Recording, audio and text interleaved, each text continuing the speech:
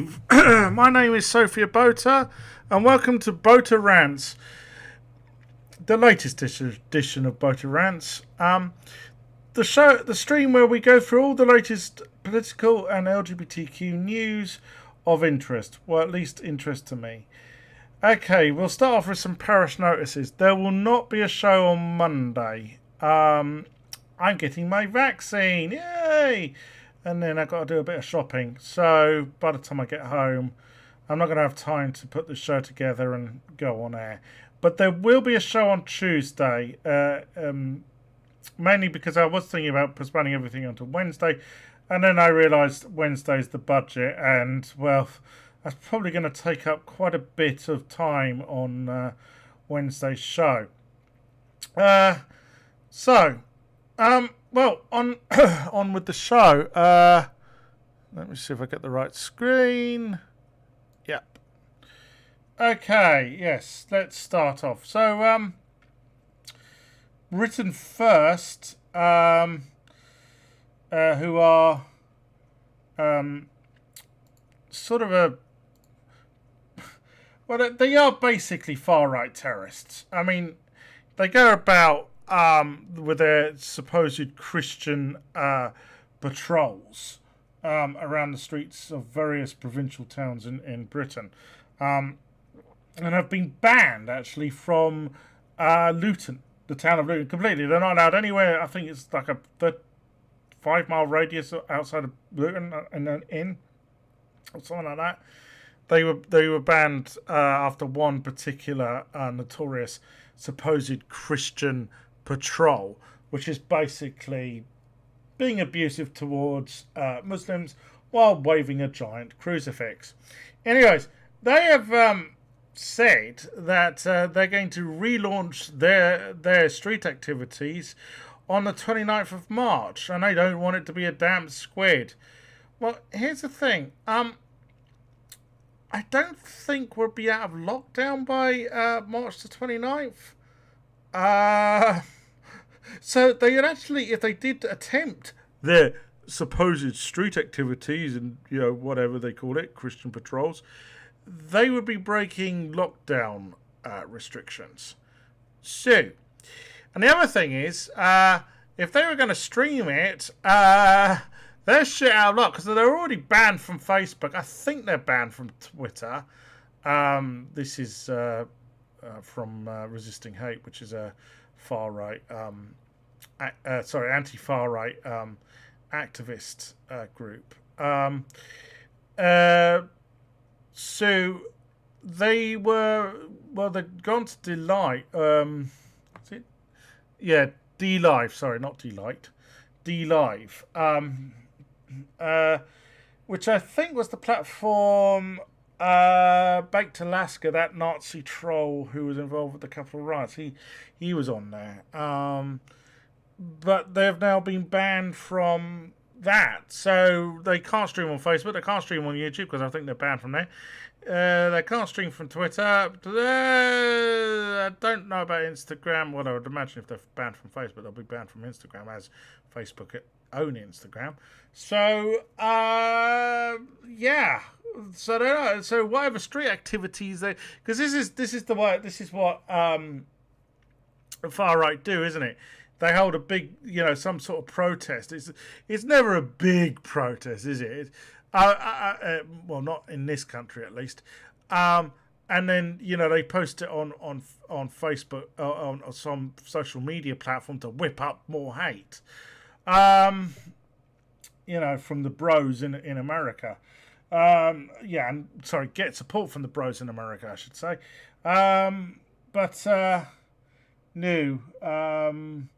They're shit out of luck. So I would imagine whatever street activities and Christian patrols they're going to do, they're going to be shit out of luck. Of course, I was going to say Paul Golding and Jada Franson, who ran Britain First. Well, they got in a relationship, and surprise, surprise, Paul, being the thug he was, beat the shit out of Jada Screechy Jansen, Franson, or whatever her name is. she's now going to. She's still involved with far right politics. I heard the last I heard was she was planning on standing against Nicola Sturgeon at the Scottish parliamentary elections in May. I reckon Nicola Sturgeon is really shaking in her shoes about that. Not. Anyways, more about Nicola Sturgeon later. Funny enough, I've got a story about the SNP. So, police unable to explain disproportionate use of powers against minorities, report finds. Well, I'll give you an explanation. The police are fucking racist bastards. There you are. There's an explanation. They're also transphobic. Yeah, I should tell that. About time I told that story. So, just after I transitioned, I was walking down the main road, and it was I think it was either the May Day Bank Holiday Monday or the Whitsun Bank Holiday Monday. It was certainly warm enough for me to be wearing a skirt, so it might have even been the August Bank Holiday Monday, one of the three. And I was walking down this main road, and I had to cross this side street, and I remember this police car did a U-turn in the main road and pulled into the side street. And as I was crossing, I had the policeman, the policeman who was driving the car, police car, call me over. And so I went over, and he said, "Is everything all right?" And I went, "Yeah, why wouldn't it be?" He said, "Well, you're wearing a dress."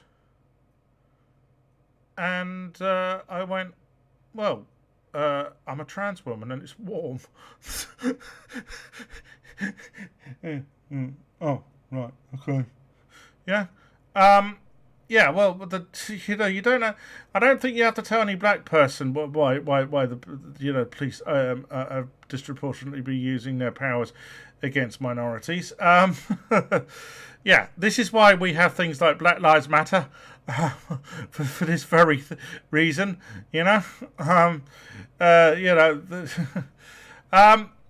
Also, I saw this now. It's not just LGBTQ people of colour who are more likely to contract COVID.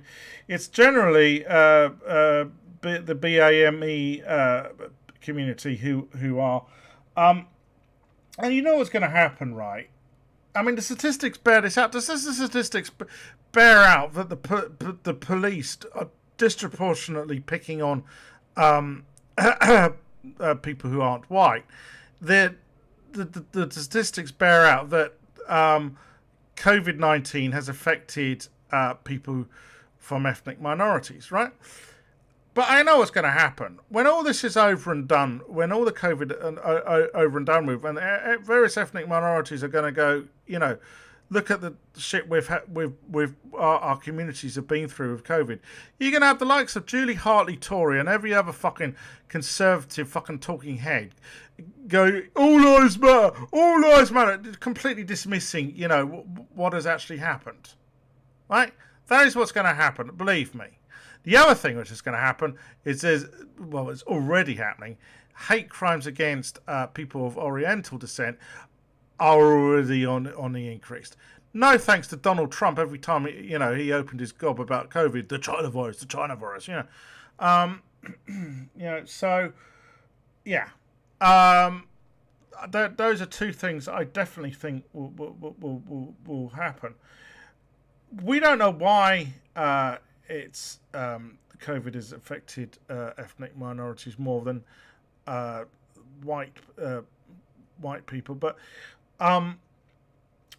it could be that a lot of ethnic people are more impoverished than white people. You live in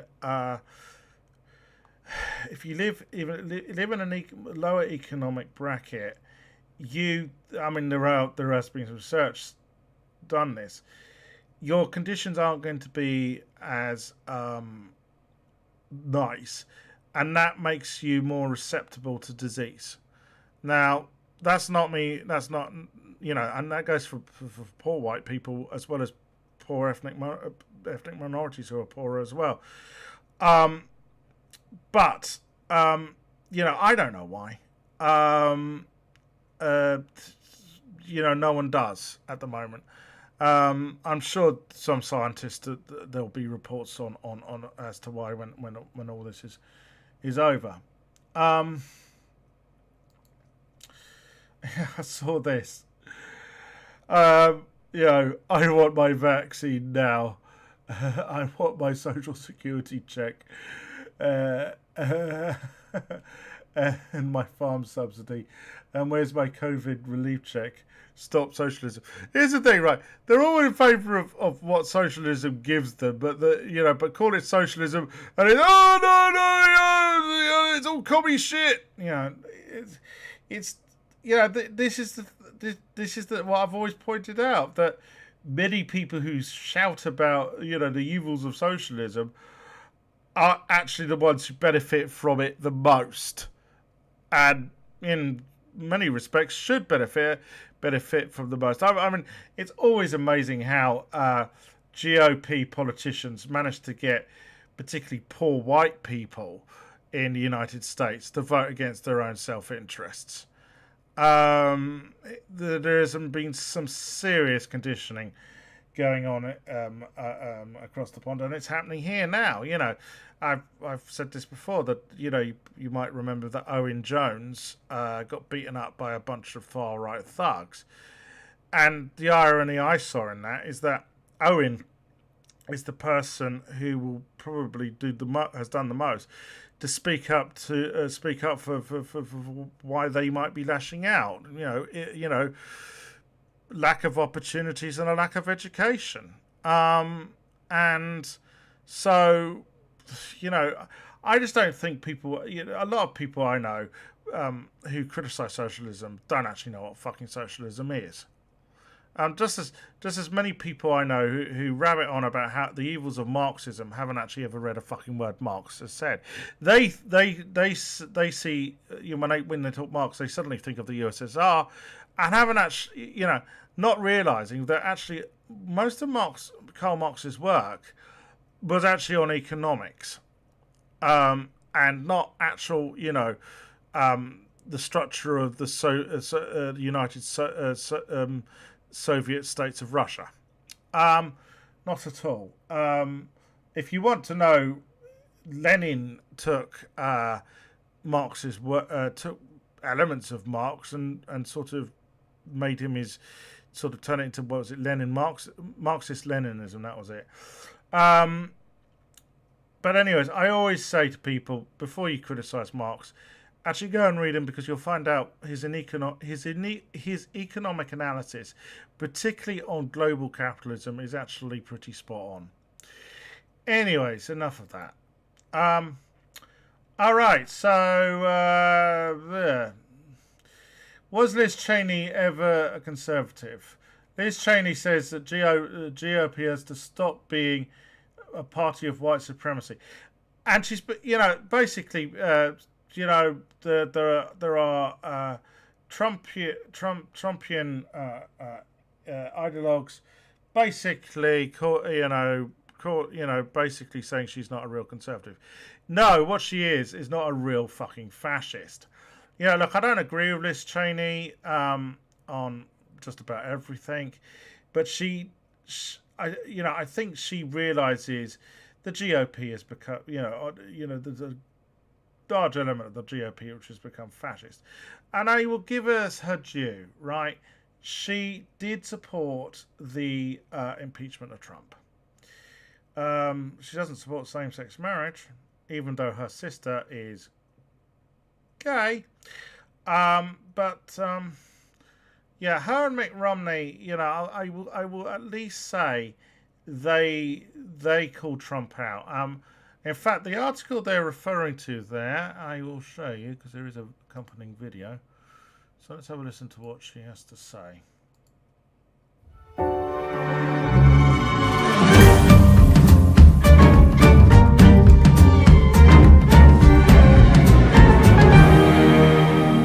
Get that wine cellar feeling with Laithwaites.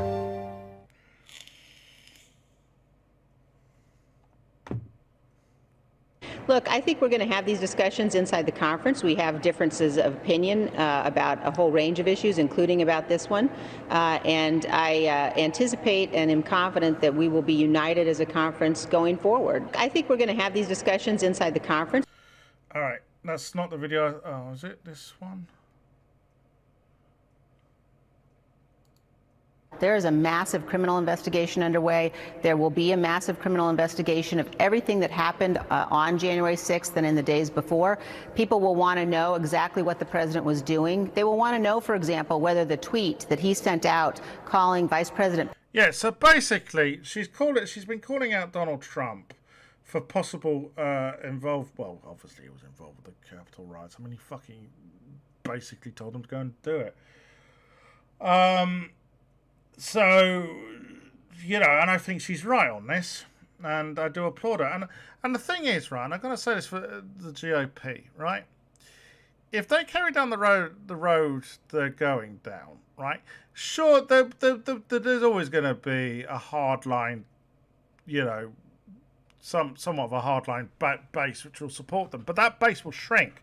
You see, what the GOP are actually missing out on, right, is that there are, shall we say, you know, LGBTQ people, shall we say, who are middle class, you know, doing well for themselves, and possibly don't want to pay high taxes, okay?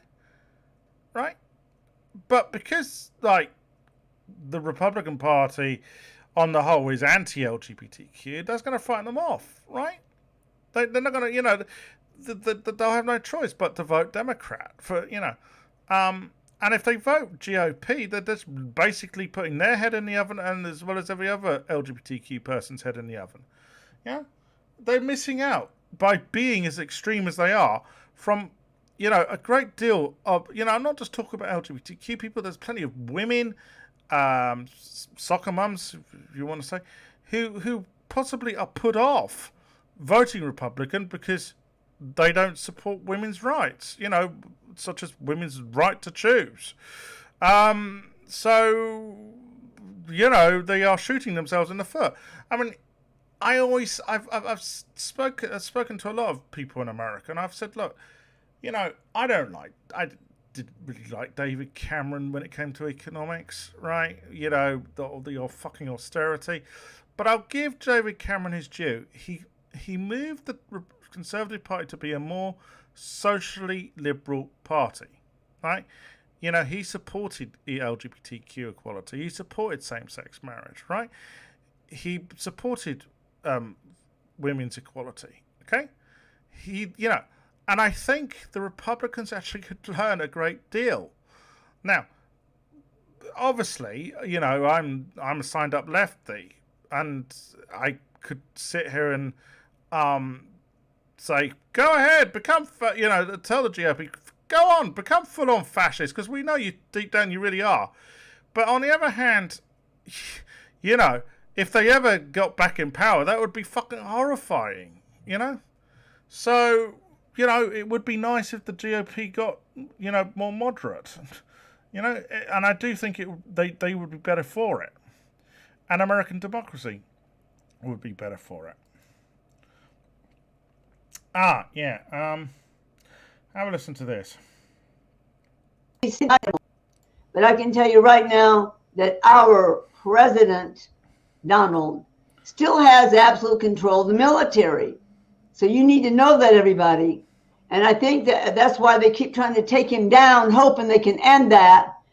But they can't have no authority, not even in the natural, not even officially, not even legally, can they do anything about the fact that he still has control of the military. Some people are just so fucking deluded. It's another story. Oh yes. The Mike Pillow guy, CEO Mike Lindell, has been hit by a 1.3 billion lawsuit. Actually, I think I reported this. Did I report this on? I think I did report on this on Wednesday. Oh god, short-term memory there. So, but anyways, yeah, him and Sidney Powell. All right, okay, that was a mistake by me. Okay, yeah, here we are. Prophet Robin bollock. Sorry, I want to say bollocks. I really do, because, well, they are full of bollocks. Plus, also, the way the Americans usually pronounce bollocks is bullocks. So, Prophet Robin Bullock insists that Biden is not the president. Right-wing pastor Robin Bullock is among various self-proclaimed prophets who guaranteed that Donald Trump would win the 2020 election. Like many of like those other prophets, Bullock still refuses to accept that his prophecies were wrong, even though President Joe Biden has been in the White House for over a month. During a service on Tuesday, Bullock railed against Biden, insisting he is nothing more than a usurper who is attempting to delegitimize the prophets by preventing their prophecies that Trump would serve a second term from coming true. Yeah, I mean, some of the Trumpians think that Trump is going to usurp power on March the 4th. So next Thursday. Yeah, okay, we'll book that into the diary. We'll keep an eye on it. See if Trump becomes president on March the 4th. Of course he won't. It'll be postponed to, I don't know, March the 29th. I don't know, April the 1st. Yeah, that'll be a good date. April the 1st. Yeah. That I think that's the best date. For Trump to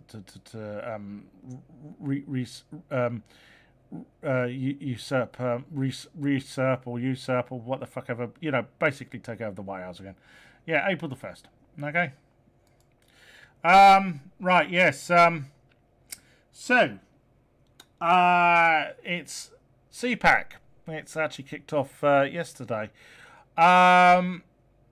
So, and they've been having a few problems, as this article explains. President Trump's election loss has created hurdles around programming and guest booking. Oh, I should actually, sorry, getting ahead of myself here. So I should explain to people outside the United States what CPAC is. Sorry, I should have. Right, CPAC is like this really big conference for conservative loons. It happens always around this time of year.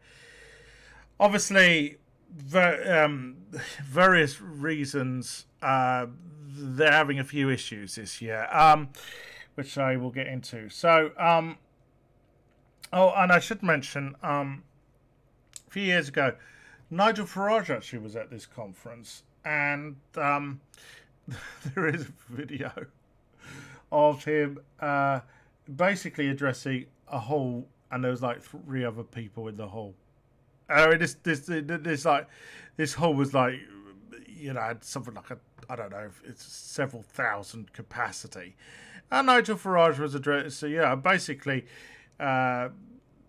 some people were interviewed as to why they didn't go, and they said, well, who the fuck is he?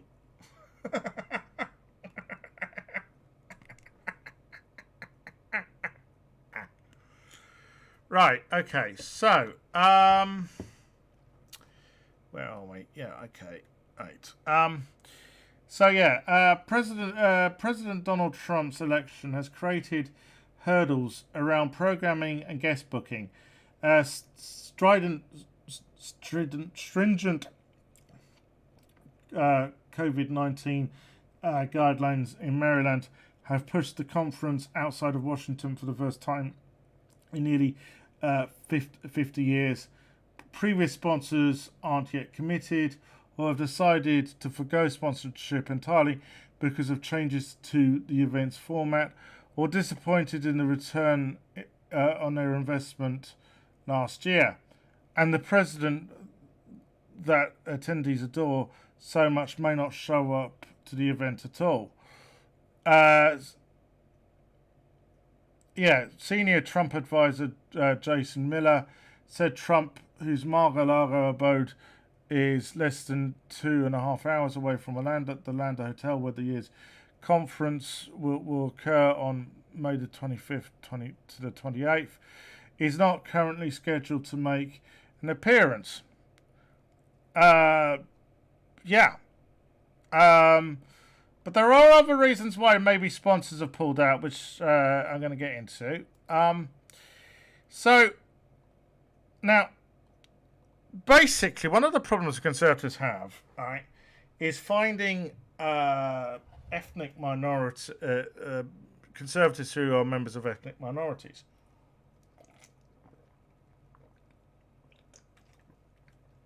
And they want to ensure that they don't look like they're racists, right?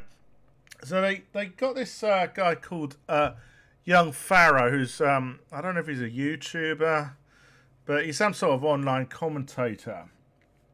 And, well, he's... I'll just read this.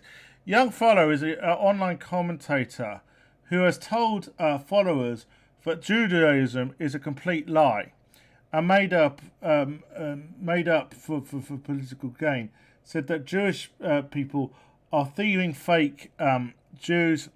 Tweeted that all the censorship and paedophilia on social media is being done by Israeli Jews, and claimed that all of those big tech companies, media and social media platforms are controlled by, well, have a guess, as well as all corrupt and all the Democrats and, well, basically everyone he doesn't like. He additionally promoted the QAnon and Pizzagate conspiracy theories and falsely claims that coronavirus vaccines will alter your DNA. Now, he was booked to speak at the CPAC, but they've actually basically cancelled him. Now, this is kind of ironic because, well, Conservatives are always the ones, like Ben Shapiro, are always the ones who go on about cancel culture. Well, essentially, CPAC's cancelled this guy.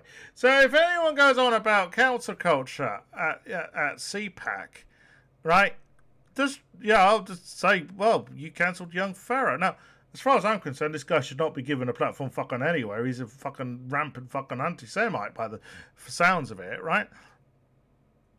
But there again, he kind of would fit in with CPAC because, let's be honest, I mean, I've had people like fucking Ron Paul there before. I mean, he believes all the Jews control the world, don't he? You know, he believes in all that protocols of the learned elders of Zion bullshit, doesn't he? So, hey, he would fit in well. And as it goes, even if they don't book Young Pharaoh, there's always Candace Owens. I'm sure she's not up to much, other than, you know, basically degrading herself. Yeah.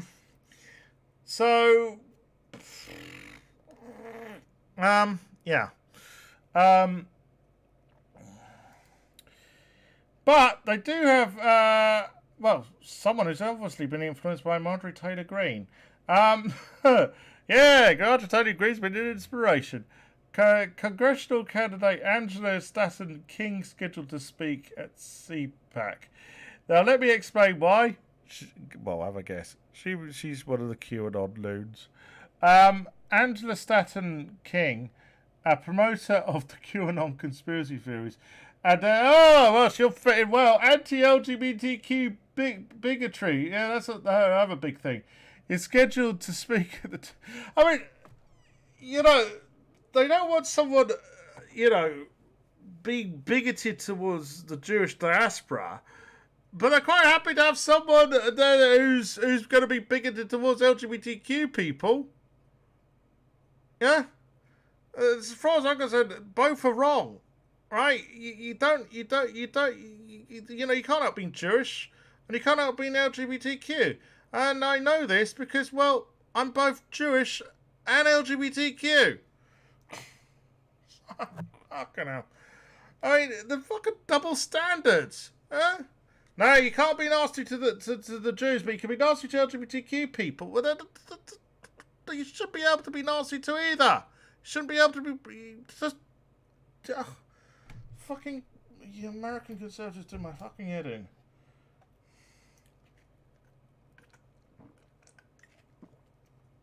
Right. So. Right. Oh, yeah. So this is the other reason maybe why sponsors have been pulling out. Trump's failed coup continues. CPAC set to be a celebration of the Capitol insurrection. The Conservative political... This was written a few days. CPAC kicks off on Thursday, 7 weeks and 1 day after Donald Trump sent a murderous mob to rampage through the Capitol in the final violence-soaked bid to overturn the presidential election. The annual confab, which has become a central event of the year for Republican politics, not only has to distance from events on January 6th, it is basically shaping up to be a celebration of both the man, the movement that inspired a fascist insurrection. Right, so, okay, here's the thing, right? I think people seem to think that they see the pictures on television, they see Fox News, and they seem to think, the majority of Americans, supported the insurrection in some way. No. Sure, maybe a majority of supposed conservatives. I just think calling referring to the American far right as conservatives is kind of, it's not what I know as conservative. I'm not saying that I like conservatives, but conservatives here are pretty mild in comparison. But anyways, basically, most of America actually has a very negative view of the Capitol riots. Okay? That's the truth. It's always, you see, it's not just conservatives who live in America. Okay? There are also plenty of liberals who do. And those, they went out and voted on, last November and elected Joe Biden. Right?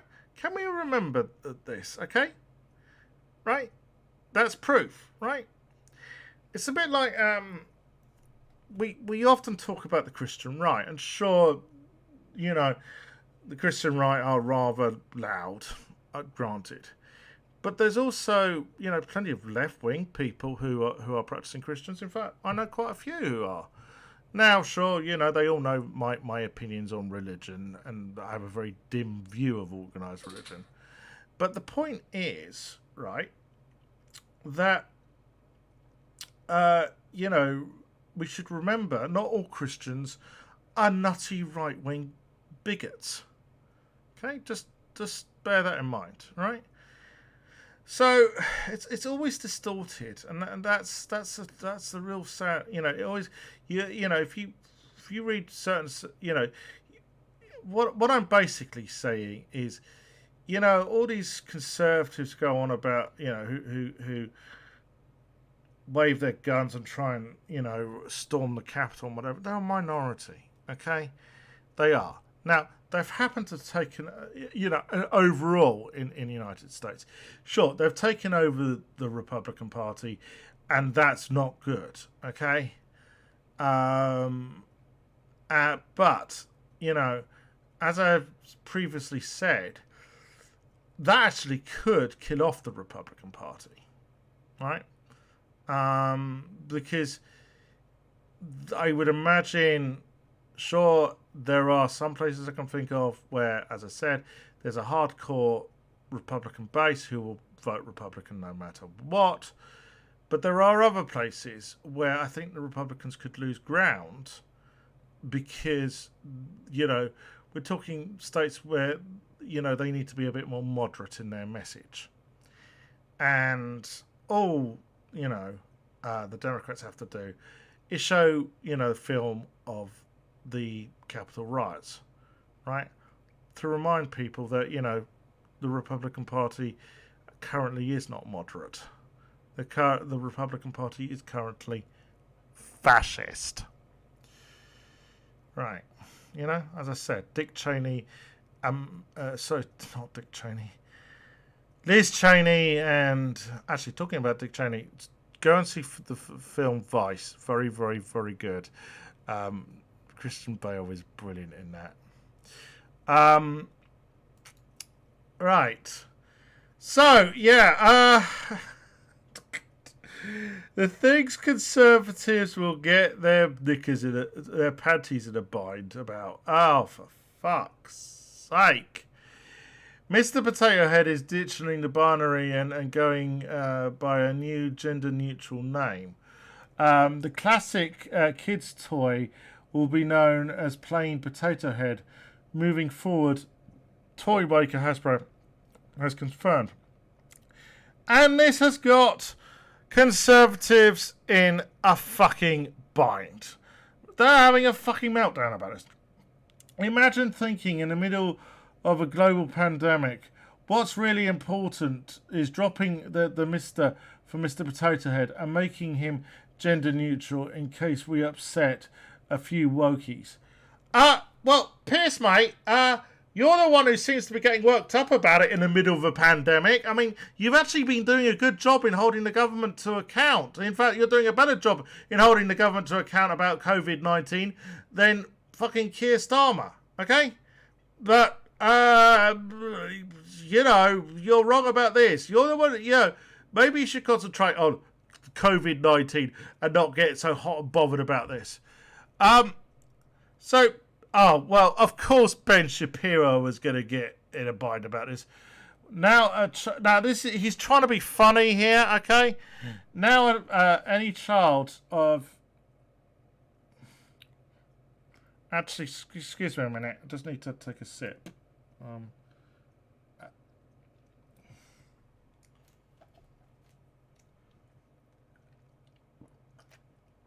Sorry, I always had the hiccups then. Getting too excited about Ben Shapiro. Oh, Ben Shapiro always gets me hot in the fucking colour. So anyways, Ben Shapiro is trying to be funny here, right? Now any child of any gender can look at a Mr. Potato Head, at a potato head, and dream of growing up to be a plastic spheroid with interchangeable parts.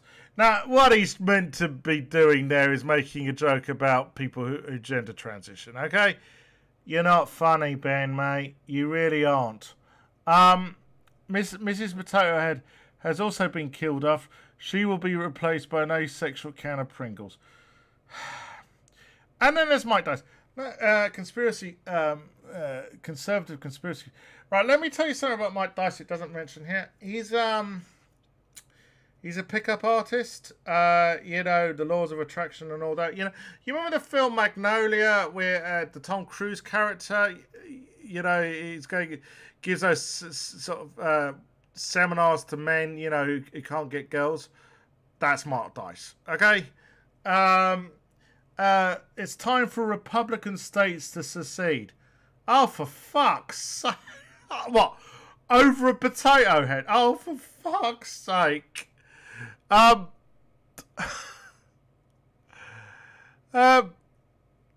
This is where was it? Yeah, it's one of the responses to Mark Dice. It's a friggin' potato toy. Don't everyone freak out? Fucking exactly. I mean, if you're getting all worked up about Potato Head, you really are sad. Fucking hell. Never mind about the tens of thousands of avoidable deaths, from COVID, which we've had. Nah, never mind about that. I know, I'm going to get worked up about a plastic fucking toy. These are just grouchy... These are fucking curmudgeons who just can't fucking understand the world's changing. Yeah? And what is it with conservatives? They always dream of some past time where everything was like gold, had a golden shine to it. No, it didn't. It was never like that.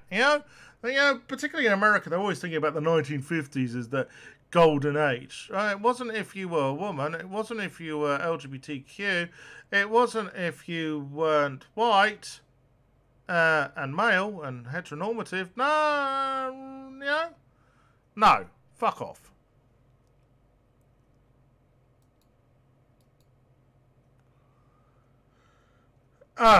Yeah. Well, here's one person who should be at CPAC, okay? You know, I used to like Neil Oliver. I certainly remember his... I guess he's best known as the presenter of that series on BBC Two Coast. But he's a historian, and he did a history of the Celts, which I really liked. And there was another one on the Vikings. But he has become a complete and utter reactionary. And here, he's gone full-on Alex Jones. I am not kidding. Just have a listen. The idea that this is the last lockdown is a fantasy. I really do. And I can also, you can see the way in which everything about climate change, which had sort of gone into abeyance. We weren't hearing so much about that for a year. Yeah. And it's back again. And I could easily see circumstances in which there's a neat sort of segue, a sort of sleight of hand, where the restrictions that have been in place to control COVID could conveniently become restrictions that would bring down the amount of carbon emissions. Oh, yeah. I mean, planes are on the ground, cars are parked on the pavement. Absolutely. I mean, people aren't going anywhere, and they might well say, well, this used to be about COVID, but hey, now that we've all learned to not go anywhere, not travel anywhere, stay in our houses, that could quite easily be, by a sleight of hand, that could become, and now it's about carbon emissions. Yeah, because it's based on the same nonsense of modelling and, you know, projection and, you know, what the future truth will be rather than what the actual current truth is. And you can very easily see, I would imagine, Neil, people sort of shaking their fist at you for driving down the road in a car instead of being on a bike. I mean, this is just fucking Luddite, Neanderthal, reactionary bollocks to, you know, dealing with climate change. It's also a lie, and this is the kind of shit you will hear Alex Jones spout out on fucking InfoWars. You know, it's the, you know, the Green lobby want to impose an Orwellian police state. No, they don't. Sure, they want some changes in human behaviour to save mankind, but none of this bullshit is true. No. You know, no one likes the fucking lockdown. Okay? In fact, actually, if memory serves me right, there have been Green Party members who have been actually involved with anti-lockdown protests, which, you know, the lockdown was necessary, and this hopefully will be the lockdown. I mean, we're all sick and tired of it. It's just... Yeah, it's so sad, because I actually said I used to like Neil.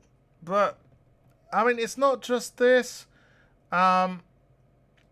He's defended J.K. Rowling. He doesn't support Scottish independence. He's also defended, it's not mentioned here, but he's also defended David Starkey. Of course, the historian who is rampantly racist. I mean, David Starkey is now probably on the, you know, on par with David Irving. You know, he's at that level, right? I mean, I can't see David Starkey getting another TV series somehow. For all the racist shit he's been saying. So, you know, it's really sad. I mean, you know, at first appearance you think, well, Neil Oliver, you know, long hair, must be a bit of a hippie. No, he's a fucking right-wing reactionary. And he's a complete and utter transphobic dick. So fuck him. While we're talking about stuff Scottish, because Neil, as you might have noticed from Neil Oliver's accent, he's Scottish. Well, as I said, he doesn't support Scottish independence. But someone who does is Alex Salmond. And Nicola Sturgeon, of course. You know, Alex Salmond, former leader of the SNP and First Minister of Scotland, obviously has had a few issues. Well,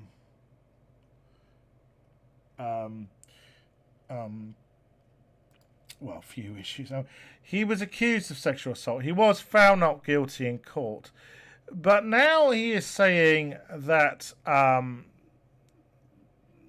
that there has been a malicious campaign against him, and he's accusing Nicola Sturgeon, who is now the leader of the SNP and the First Minister of Scotland. I haven't really been following this story. I'll admit I've put it in the running order because one of my moderators, Stuart Kenny, asked me to speak about it. Look, it seems to me that Alex Salmond, I mean, he was found not guilty, but even if there hadn't been this sexual assault case, his political career was basically over, okay? I know he's been the comeback kid before. People might not remember this, but I remember back in the late 90s, when he was leader of the SNP, he opposed NATO's involvement in Kosovo and misjudged the mood at the time, and lost support for the SNP. Now, since then, he bounced back. So I think he probably thinks he's still, could still be the comeback kid. The truth is, no, I don't think so. He stepped down after he led the SNP and was the First Minister. He stepped down when he lost the Scottish independence referendum, sadly. I do support Scottish independence. But he had to go then. So even without all this stuff about sexual assault case, he's yesterday's man. He needs to realise to just basically waddle off the stage. Enjoy his retirement. Grow old gracefully. So right. So the new the new Scottish here we are. Politician Monsignor Lennon writes for Pink News why she thinks that LGBT plus Scots should vote for her to be the leader of the Scottish Labour Party ahead of ballots closing Friday. Well, today. She's claiming that that the SNP have let trans people down. I know a few trans people live in Scotland and they're pretty happy with the SNP, to be honest. I'm sure there are issues. There are issues everywhere. And I would remind her that, she thinks she's going to be sticking up for trans people, but does Keir Starmer give a shit about trans people? Because so far, he sounds like he doesn't. I'm a proud ally and intersectional feminist. I understand what it takes to challenge the structures of privilege and power that are embedded in our society, and I will always stand in solidarity with the LGBT plus community in that fight. Well, Keir Starmer doesn't. I am attending to be leader of Scottish Labour because I believe in a clear vision for a fairer Scotland, one where every LGBT plus person feels free to be themselves. Does Keir Starmer know you're pro LGBT plus? He's not keen on being pro LGBT. I mean, he's been sitting on the fucking fence for the last year on trans issues. I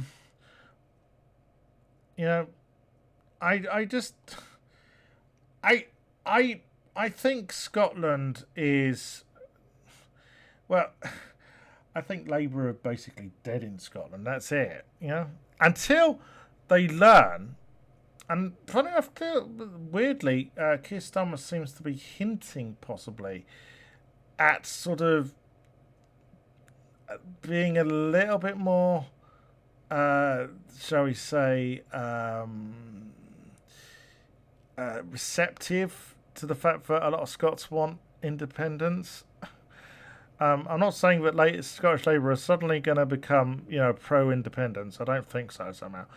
But some stuff that Keir has said is basically sort of hinted that he realizes that you know, the whole independence thing isn't going to go away. And as far as I'm concerned, if the SNP do win the Scottish parliamentary elections, and it looks like they will, that for me is a mandate for another Scottish independence referendum. I don't know what the Tories are going to go. We had one in 2014, and people voted against independence. Yeah, that was before Brexit. Brexit kind of changed the deal, didn't it? Right? And let's remember, the majority of Scots voted against Brexit. So, yeah, I kind of feel that there does need to be another independence referendum. We'll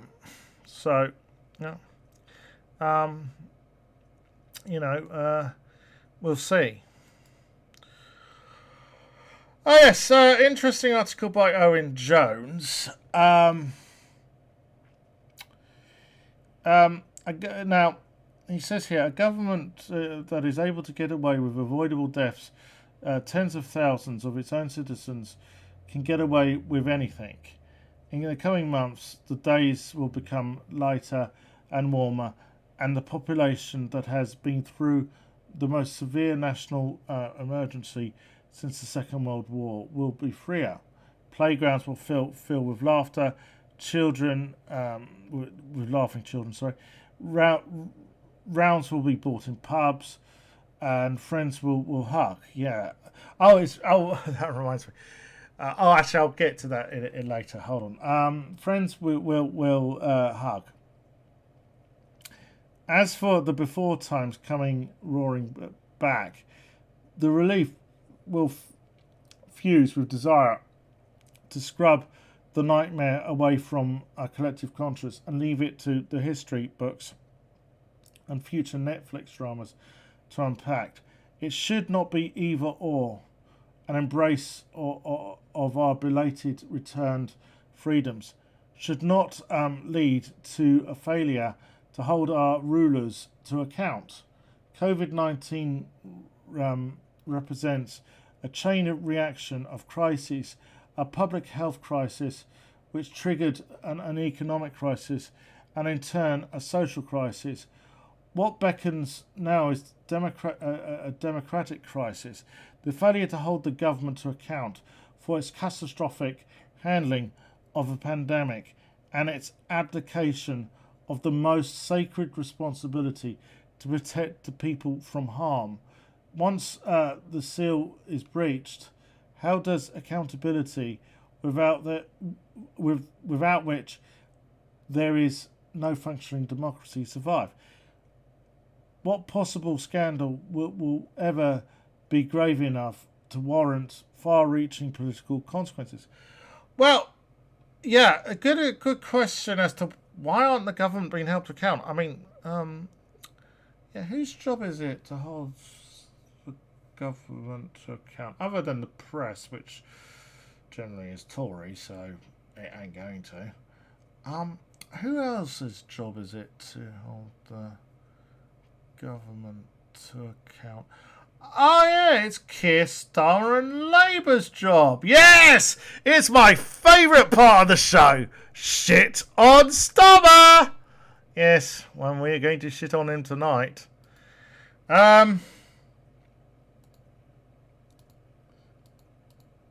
So this is a response to Wednesday's PMQs.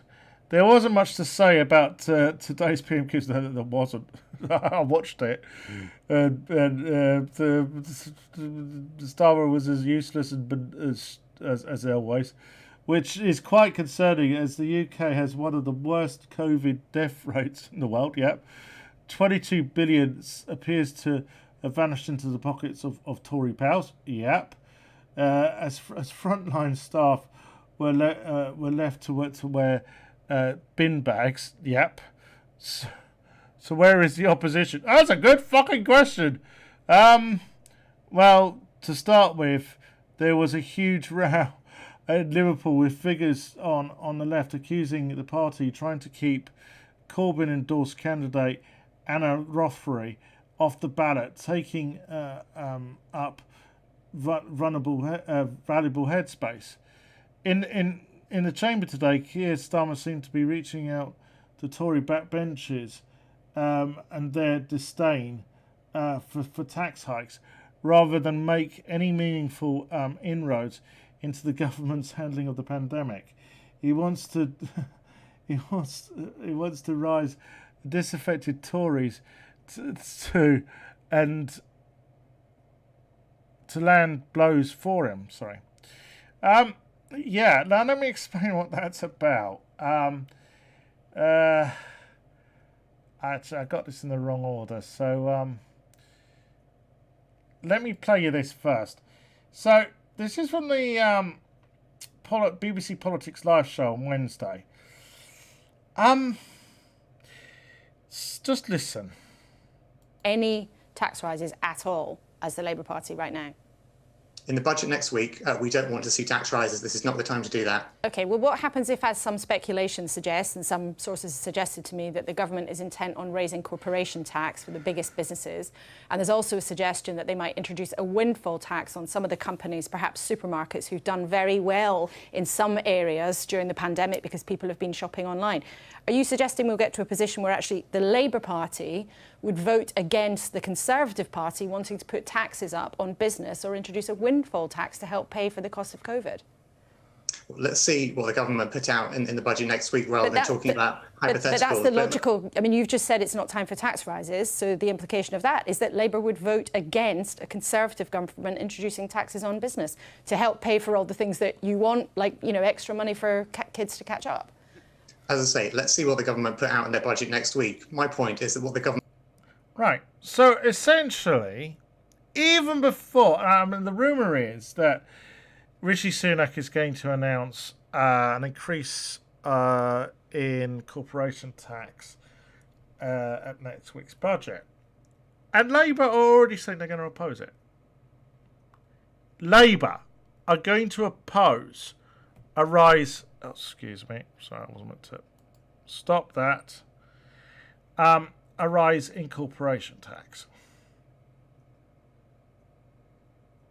Hello, excuse me. So essentially, Labour are positioning themselves economically more to the right of the Tory party. Are we actually now seeing a realignment of both parties? I mean, as far as I'm concerned, at the moment, what it seems to be is that the Tories are socially conservative, but Boris is the least economically ideological Tory Prime Minister we've had for a while. So he's prepared to entertain, greater spending with taxing, the wealthy. Right? Something, usually you think, well, that's what the, Conservatives do. Right? Sorry, not the Conservatives. Freudian slip there, maybe. The Labour Party usually are the party which, if they're going to implement any form of austerity, they're going to tax the rich, okay? To pay for national debt, right? The Conservatives are now thinking about doing that. Right? And Labour are opposing it. I mean, for fuck's sake, Keir Starmer has to go. This is not the Labour Party, He seems to mistake the Labour Party for the fucking Tories. So Tony Blair is... Oh, Christ's sake. I mean, Keir Starmer must be in trouble if he needs war criminal Tony Blair to rush to his fucking defence. I mean, Tony Blair's in The Guardian. No, he should be in a prison cell for war crimes. Yes, I know he's never going to see the inside of a cell for war crimes, but, I'm always going to point out that he should. Tony Blair has urged Keir Starmer's critics to cut him some slack. Tony, did you say that about Jeremy Corbyn? Because this is the other thing you're hearing from the right of the pot. Oh, give Keir Starmer some time. Well, you didn't say that about Jeremy Corbyn, did you? No! I mean, you weren't prepared to get cut. Give Jeremy Corbyn any slack, were you? And I'll admit, the first year he did make some really big fuck ups, but Jeremy Corbyn did grow into the job. Keir Starmer doesn't even appear to be growing into the job. Keir Starmer just seems to be cringe this and cringe that. I mean, everything Starmer does is fucking cringe. Okay, this is the latest. I bet there are Labour Party members probably scratching their head, going, "Jesus, are we in the Tories? We're not going to. We're going to oppose. Rises in corporation tax. But fuck's sake." Right.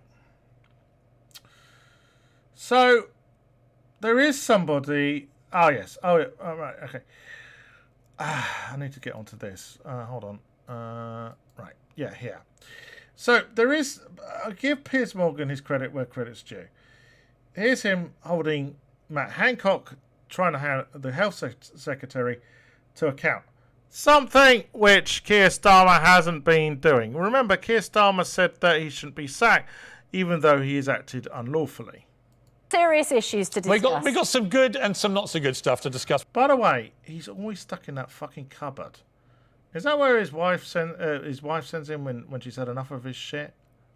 For the health secretary. And I want to start with a slight negative, and it was the fact that last week you were found guilty of unlawful conduct in relation to the transparency over contracts about PP and so on.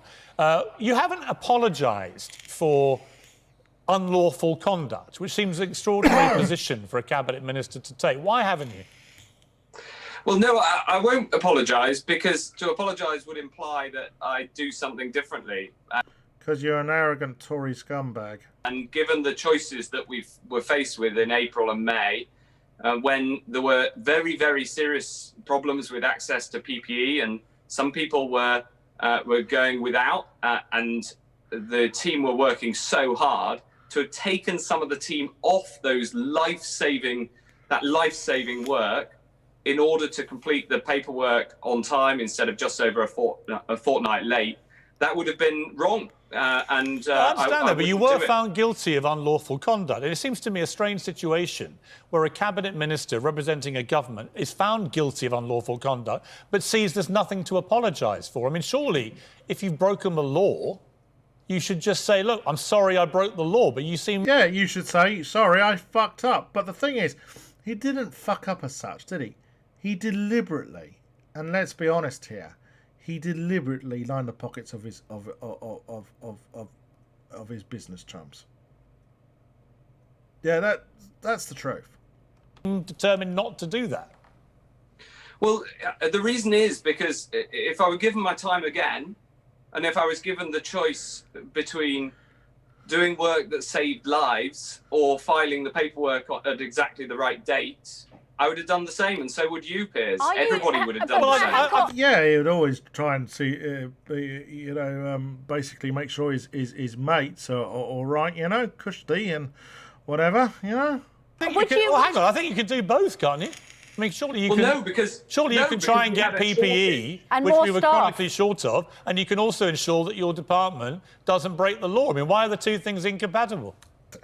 Because we were in a crisis. So... excuses. Anyways, you can go and watch this for yourself. But yeah, Matt Hancock, as I've said in other interviews, he sort of, previous to this one, he sort of went, I support my team. As if that's, basically trying to throw other people under the bus. For, he's the head of the department. He should take fucking responsibility. He acted unlawfully. He should be sacked. Keir Starmer should be asking for him to be sacked. He is the leader of the opposition. Now, embarrassingly, I need to go for a pee. So I will be back in a second. I'm sorry about this, but I do have to go.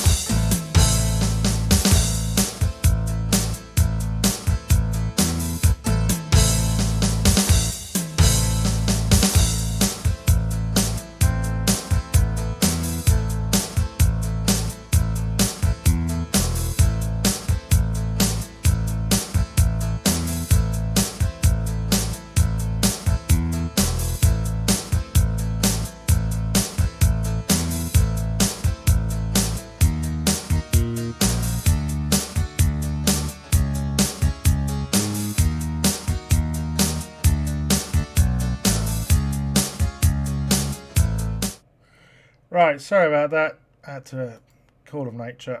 Right, anyways.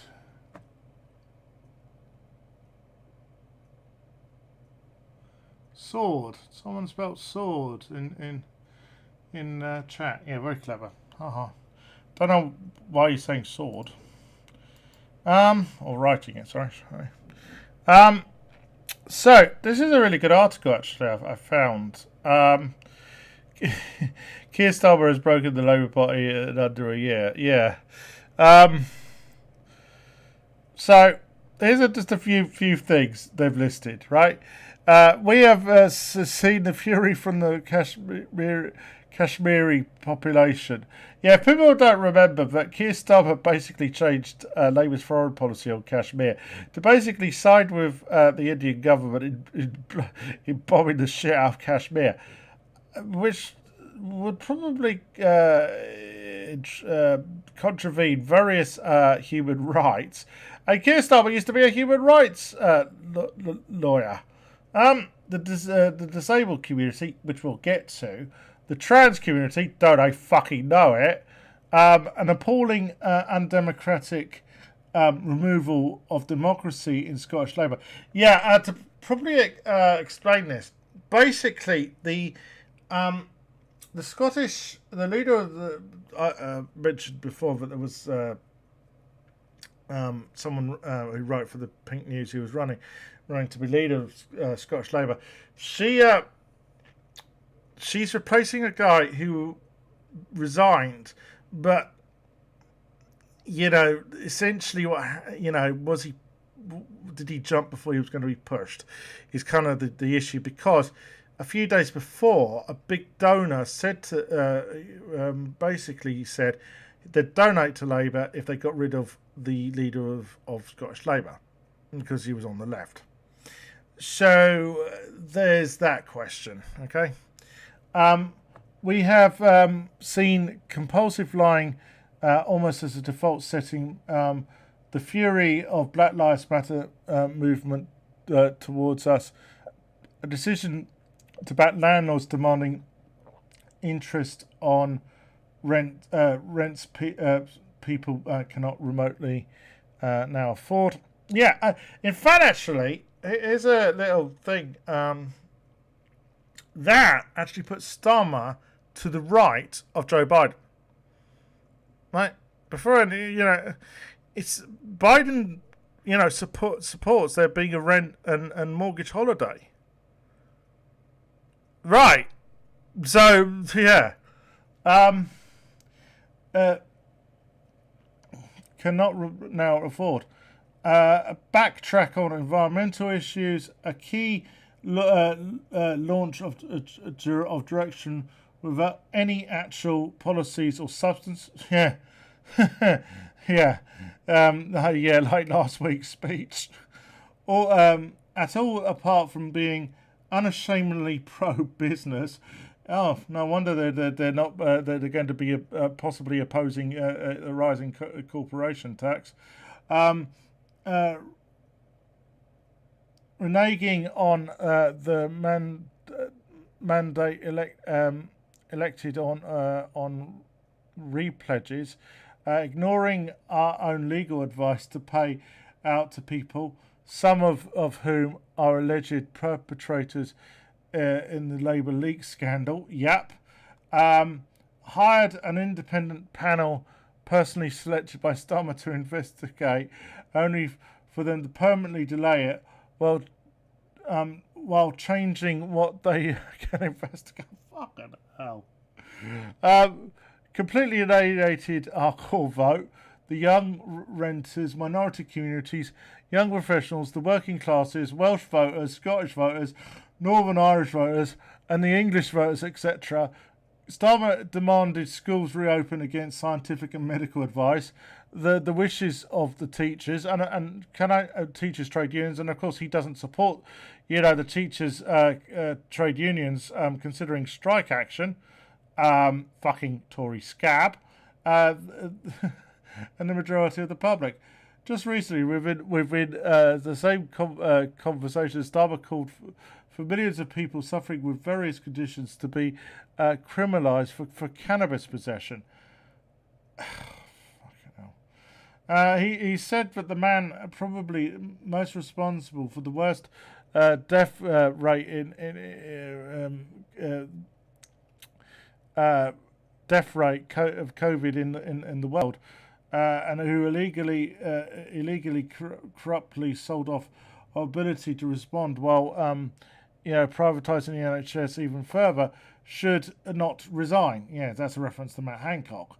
We have seen unions withdraw funding, removal of Labour's community organising 3 months before the key elections. Yeah, just to explain that, various Labour grassroots members have gone on strike, essentially, and said they won't go out campaigning.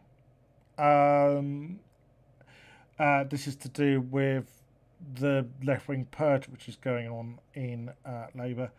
Before key elections, making staff redundant, literally offering access and key decision-making to the highest bidder. As I said, the Scottish former leader of Scottish Labour was essentially removed because a donor said that they wanted them removed, and introduced a paid-for-privilege membership scheme. Yeah, this is Starmer. That is one of the best summing that Summers. I always, when I read it, I always butcher these fucking articles. But do go and see it, look at this, because this is actually one of the best summaries of basically what Starmer has done to the Labour Party and why he needs to go. Right?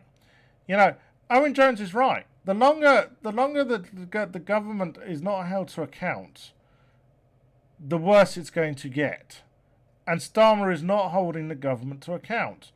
In some, you kind of think that maybe he actually wants to actually go and join the fucking Tories. In fact, I did think about, actually live on air, signing him up. Yeah, I think someone's probably already done that joke. Anyways. So, yeah, this is an article from the Morning Star. No. So, it's entitled Tough Times for the Labour Left. Now, it brings up Naomi Winborn Idrissi, who I have mentioned her before. She's a lovely person, by the way. I know people who know her. I'd love to get her on this stream, actually, but obviously things are a little sensitive at the moment for her. For example, take Naomi Winborn Idrissi, a member of Jewish Voice for Labour, suspended for saying she was uncomfortable with seeing members suspended over accusations of anti-Semitism. She's Jewish, by the way. Yeah, Winborn Idrissi's comments were made at a meeting where she was also critical of the suspension of Jeremy Corbyn. However, her suspension complied with one of the 10 pledges of the Board of Board of Deputies of British Jews. Labour agreed to abide. As many of us predicted, the Board of Deputy 10 pledges are being used to not only prevent party members from voicing concerns of comrades who have been suspended, in their view unjustly, but to prevent members criticising the Israeli government under threat of suspension. Yeah. Now, yet, while preventing criticism of injustice of one government, it is acceptable for Labour members to hold the Russian and Chinese government to account. You see, that's a very valid point. Indeed, Starmer and Angela Rayner had no problems, rightly so, in taking the knee in support of Black Lives Matter. Yeah, but then he's sort of been dismissive of Black Lives Matter, hasn't he? Since then. So I thought, look, I'll look at the 10 pledges. I see, resolve outstanding cases. So right, okay, that makes sense. So I got this. Basically, the Board of Deputies, who do speak, I would imagine, for a good proportion of British Jews. I wouldn't say they speak for me. I kind of speak for myself, but they issued these pledges and said if Labour wants to clean up its act when it comes to anti-Semitism, then they need to get busy implementing these 10 pledges. So let's go through them. Resolve outstanding cases. Yep, I would be all for that. Can I just... But I will bring up something. In the Labour leaks, there were accusations that allegations of anti-Semitism were being sat on to make Jeremy Corbyn look bad. There was that accusation. In other words, they weren't getting busy in dealing with those accusations because it was bad publicity for Jeremy Corbyn, and of course, the Blairite faction were looking at any means they could to undermine Jeremy Corbyn. Make the party disciplinary process independent. Yes and no. There is. I understand why they would want it to be independent. But the thing is, I kind of feel, yes, if the Tories at the same time have an independent disciplinary process for those people in the Tory party who are Islamophobic. Because let's not forget, people go around accusing Labour of having an issue of anti-Semitism. Well, the Tories have got just as much of a problem with Islamophobia. Ensure transparency. Key affected parties to complaints, including Jewish representative bodies, should be given the right to regular, detailed case updates on understanding of conflict. Well. Yet again, there probably are data protection laws preventing for all details to be discussed publicly unless...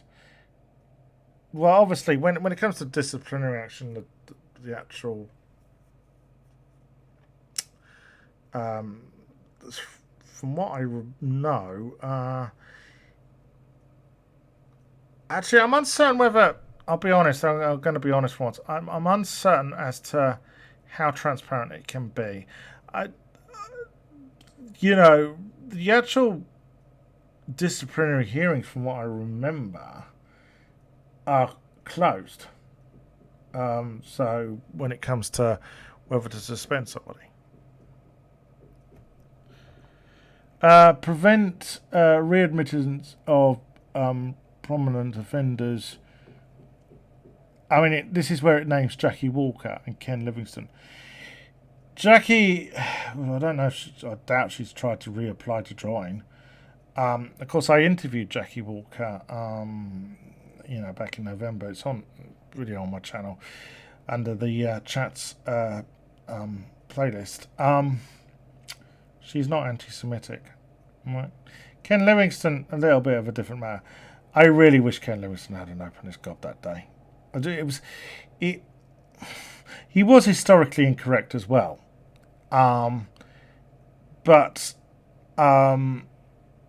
Which makes him somewhat anti-Semitic, unfortunately. For all the good Ken Livingstone might have done, it's just that one little interview really fucked things up, didn't it? I know some people said there have been accusations of anti-Semitism against him before. I think this was because he called some journalist, I don't know if it was the Evening Standard or the Daily Telegraph, it's when he was mayor, he said they were acting like a concentration concentration camp guard, and that journalist happened to be Jewish, which I don't think Livingston knew about. There was that, I remember that one. But what he actually said that day about how Hitler was a Zionist is well, it's bullshit. And he was, I mean, the truth is, Reinhard Heydrich, who was the architect of the final solution,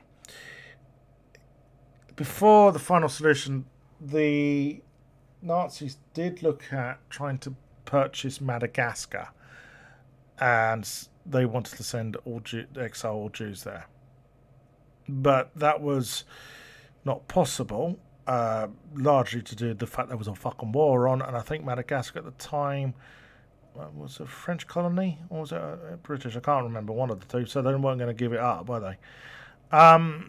You know, this is just ridiculous. So, you know, Ken Livingston, there was a little bit of truth to what he said, but generally he was full of shit. And he really shouldn't have said it that fucking day, because it was the week before the fucking local elections, including the London mayoral elections. And as he was going up the stairs, you know, the Civic card was going down the stairs, having to apologise for what Ken Livingston said. It was a really fucked up, you know. Provide no platform for bigotry. That's perfectly acceptable. Adopt the international definition of anti-Semitism without equivocation. That has been done. Deliver an anti-racist education program that has a buy-in of the Jewish community. Sure. You know, anti-racist education should certainly include, you know, anti-Semitism, education about anti-Semitism. Engagement with the Jewish community to be made via main. Now, this is the one I actually disagree with its main representative groups. All right, this is, as I said, this is Jewish Voice for Labour. Now, I've explained this before. There are two Jewish groups in Labour. There's the Jewish Voice for Labour, which you could generally describe as the anti-Zionist Jewish group, and then there's the Jewish Labour Movement, which is the establishment Labour group, which Jewish group affiliated with Labour, which is generally seen as Zionist. And what I mean by Zionist is as in it essentially it supports the Israeli government generally without much questioning, shall we say. There certainly are Jewish Labour Jewish. I have met the odd Jewish Labour movement member who, you know, certainly doesn't agree with everything Netanyahu does. But there is this sort of. There's often a lot of excuses given for Netanyahu's actions, and there shouldn't be. Yeah, that's the problem I have. Where, you know, I don't think Jewish Voice for Labour are asking for the dismantlement of the Jewish state. They would be fucking stupid to do so. You know, I don't know any person. I don't know any Jew who's advocating that. And I wouldn't want to know any Jew who advocates for that. You know, I would always point out, where do we go if there's a pogrom? Yeah. Communicate with resolve. Yeah. But so go back to the point number 8. Really, it shouldn't be up to the Board of Deputies to decide which Jewish voice is legitimate and which isn't. Okay? Jews generally, we're an argumentative bunch, and I'm quite glad that we are, because it shows that we've all got our own opinions. We all think for ourselves. You know, we're not one homogenized group. That's, you know, don't have a hive mentality. Sure, on some issues possibly you will find unanimous agreement. You know, generally, you know, there's always going to be the odd person who disagrees, you know, about, you know, what is and what isn't anti-Semitism and stuff like that. But generally, you know, we are, you know, independently minded. You know, And this is what I really have a bit of an issue with. There is this sort of, how do I say this, sort of clamping down within the Jewish community, it seems, on those voices which, shall we say, aren't the right kind of voices. Those of us who aren't the right kind of Jews. That's, I kind of think, is not good. That's authoritarian, and I don't like it. Show leadership and take responsibility. Yeah, and I mean, Keir Starmer, the first speech as Labour leader he made when his victory speech, he apologised to the Jewish community. I think, generally Labour seems to be applying with this. As I said, I have a problem with number 8. But the rest of it, I have no problem with. I don't have a problem with that. I mean, sure, there are some people do have an issue with the International Holocaust Memorial Alliance's definition, which is now the standard definition of anti-Semitism, because it says that if you criticise the state of Israel, that's anti-Semitic, which is true. It is. But obviously you have a legitimate reason to criticise the government of Israel. The problem is that people use state and government as interchangeable terms, right? So sometimes people, when they say state, they mean government, okay? The difference is state is nationhood, government is the government of that nation. It's the authority of that, governing authority of that nation, obviously. That's the only problem I have. Actually, a few weeks ago, I did go through the International Holocaust Memorial Alliance's definition of anti-Semitism, as I said, when it comes to certain issues, most Jews will agree, okay? As I said, sometimes we will squabble sometimes about, is someone, anti-Semitic or not. True. We've been having that squabble for a while now. But sometimes, but generally when anti-Semitism is absolutely blatant, we would all agree it's anti-Semitic. But at the same time, as I said, us Jews, we're an argumentative bunch, and I'm glad that we are. Anyways, so I need to delete that.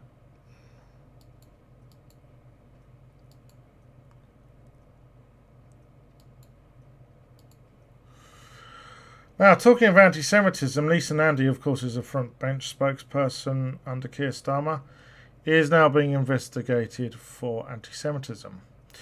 There is a video of the comments she made, so let's have a look. Deal with those cases. It felt very much that the party was unwilling to deal with those cases. And I think this all stems from anti-Semitism is a very particular form of racism. It's the sort of racism that punches up, not down. The narrative that anti-Semites often use is that Jewish people are rich and powerful. Right. I think that the problem people have is that what she means about punching up is that she's implying that most Jews are quite well off. No, not exactly always true. Therefore, that is somewhat anti-Semitic. I also wonder if a fuss has been made about this because Starmer might see her as a rival for his job. Get my drift? I think Starmer is starting to fear for his position, shall we say. Now, I think it wasn't wise for her to say that. But do I think Lisa Nandy's genuinely anti-Semitic? No. Right. Oh. Oh, yes. I told you that Keir Starmer's been pissing off the Labour, pissing off the disability community, disabled people. Well,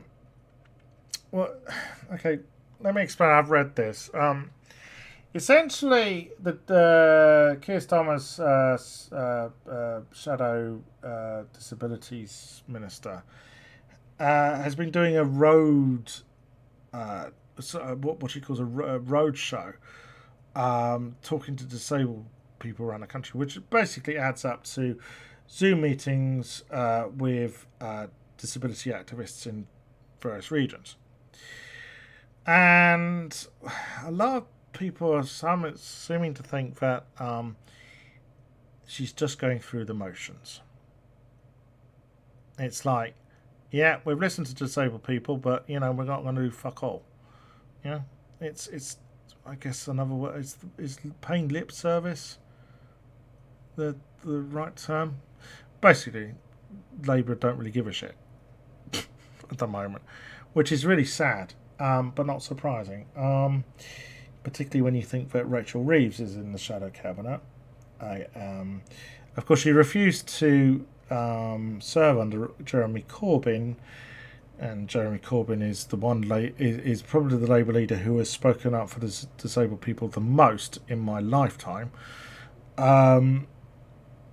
But she did serve as the DWP shadow secretary under Ed Miliband, and she said, and I quote, "Labour would be tougher on disabled people than the Tories." And let us remember, at the time, disabled people were being, well, they still are, being killed by Tory austerity by the thousands. In fact, the total so far has been estimated at 130,000, I think, the last time I looked. So is it any wonder why, the Tories really don't give a shit for having killed 120,000, about 120,000 people have died of COVID, many of whom needn't have died of COVID. So,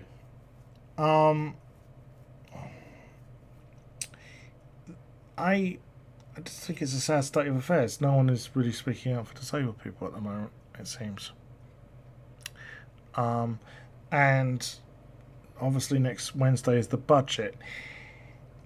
I honestly don't know what to expect from the budget, but I am very wary because this is a Tory budget, and borrowing is 100% of GDP or above now. That's unsustainable. And even lefties like me would admit that. So the government's going to have to get borrowing under control, in some way.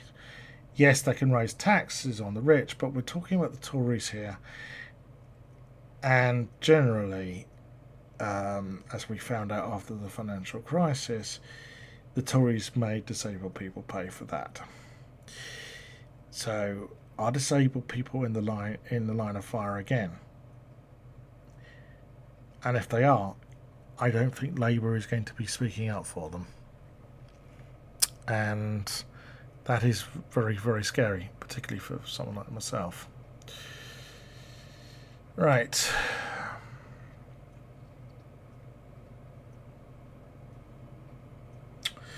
So Chris Smith, who was the first openly gay MP, has basically come out. Lord Chris has basically come out and said that Boris Johnson doesn't give a shit about LGBTQ people. No, I kind of gathered that. He doesn't. In fact, there's no LGBTQ person in his cabinet, even though there are actually quite a number of LGBTQ Tory MPs. I mean, two off the top of my head, Alan Duncan and Crispin Blunt are both gay. So, yeah. So there are currently 55 openly queer MPs in Parliament. None serve in Johnson's cabinet. Well, and also let us remember that, as I reported the other day, Boris Johnson seems to be really dragging his feet when it comes to banning conversion therapy. Even though he's gone on record and said that he found it hideous. So, well, if you find it abhorrent and hideous or whatever else, Boris, why haven't you outlawed it yet? And don't give me that shit about Brexit and COVID. You know, you've had plenty of time. You know, it wouldn't take that much parliamentary time up. So, you know, get with it, all right? I, particularly for trans people, I kind of think it's going to get worse. I hate to say this. As for the rest of the LGBTQ community, well, we'll see. But, you know, it's not a good sign when Boris doesn't seem to give a shit. Ah, yes. Emma Nicholson. Ah, yes, I want to show you something. Now, but before I do, so Tory peer Baroness Nicholson is having a transphobic rant again. I mean, she's right. Okay, she disappeared out of the news for ages and ages and ages, right? And then all of a sudden, she seems to have taken on the mantle of Baroness of transphobia. Now, and yet again, she's whining.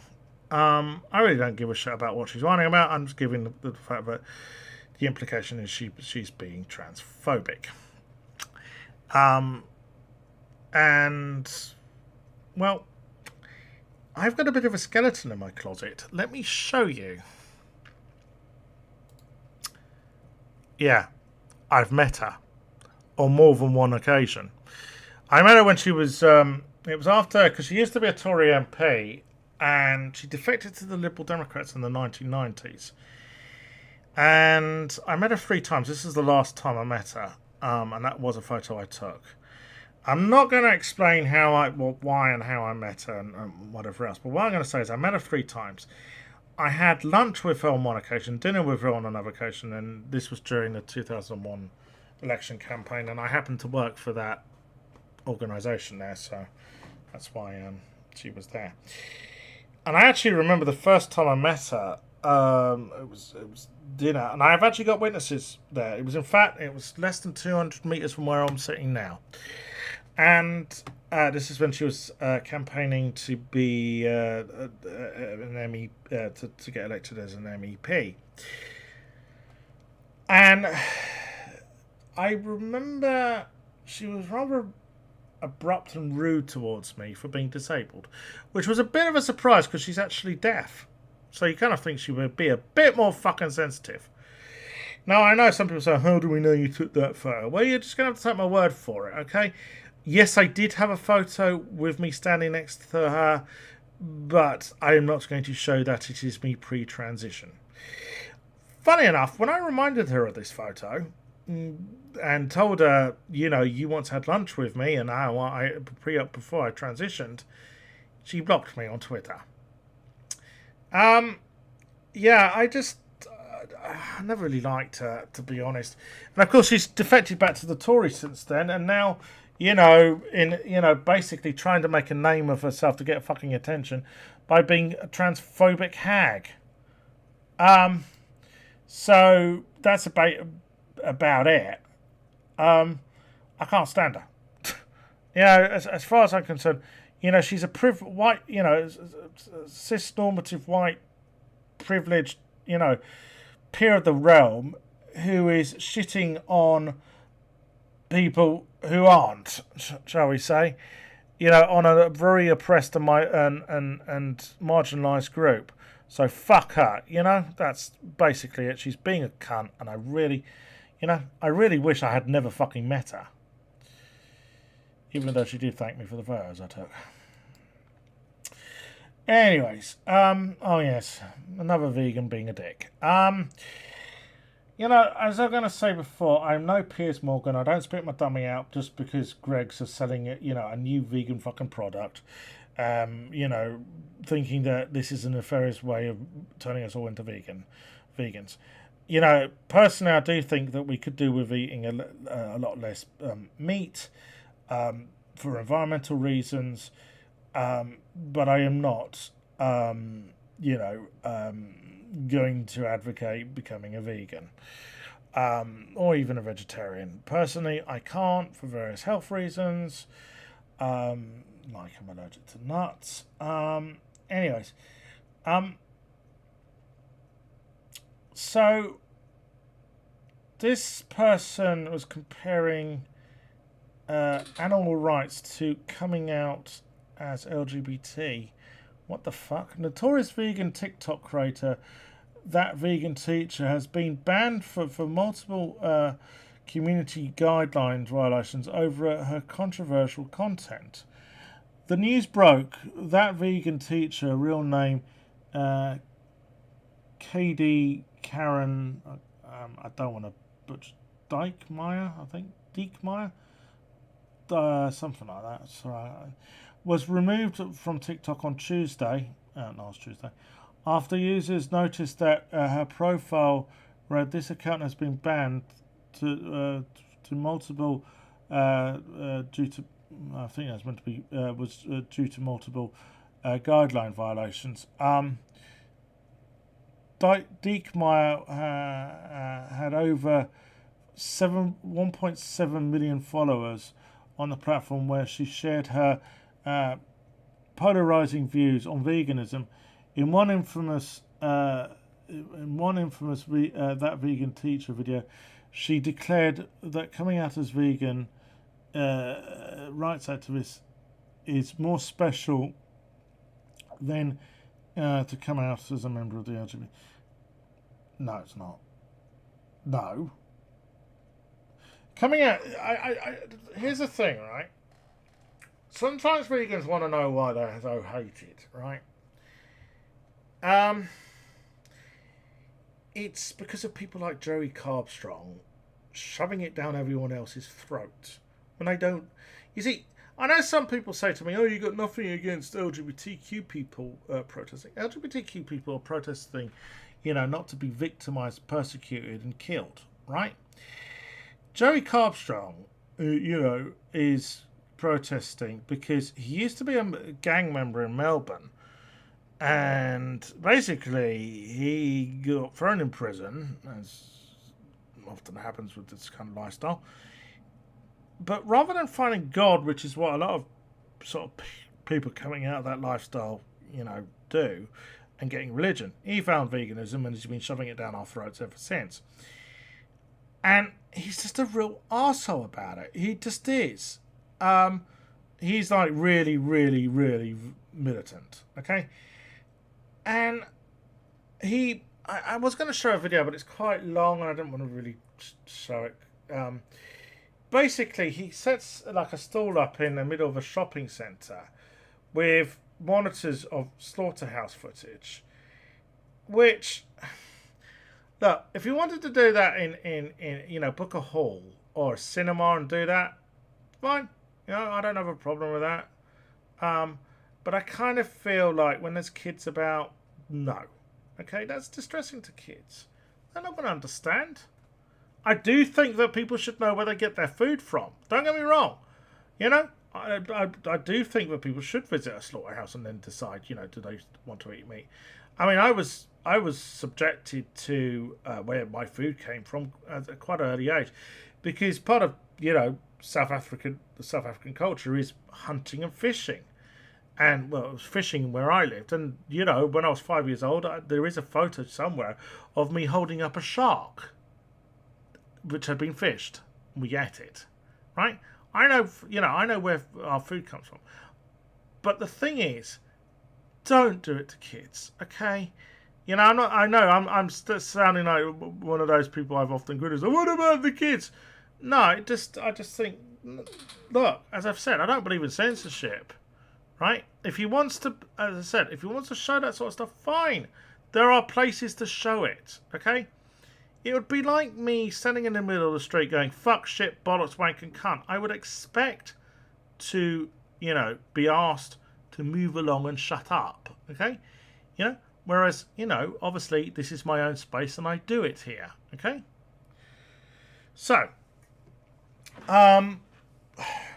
that is a really stupid comparison. I think she made comments comparing racism, homophobia, and the Holocaust to the exploitation of animals. Well, my darling, there's been an exploitation of animals for thousands of fucking years. Yeah? And I've said before, you know, if a tiger saw me, you know, they're not going to suddenly think, oh, I'm going to become a vegetarian or a vegan. No, they're going to go, lunch. Yeah, they're going to see me as lunch. Yeah. Do I think... Oh, funny enough, it mentions something. Diekmeyer also had run-ins with other top names on the platform, including Gordon Ramsay. Gordon Ramsay can be a bit of a dick towards vegetarians. Right? I will certainly respect any person who is a vegetarian and a vegan, and I will defend their right to be so. But what I'm not prepared to do is when they act like dicks, right? And I kind of feel that, well, I just feel that this is being a bit of a dick. Okay? That's what I'm going to say. Alright? Right. Yeah, so before we get to all the stuff about the Equality Act, this actually has nothing to do with that. Well, it has something to do with it, but this is to do with Rachel Levine's confirmation hearing.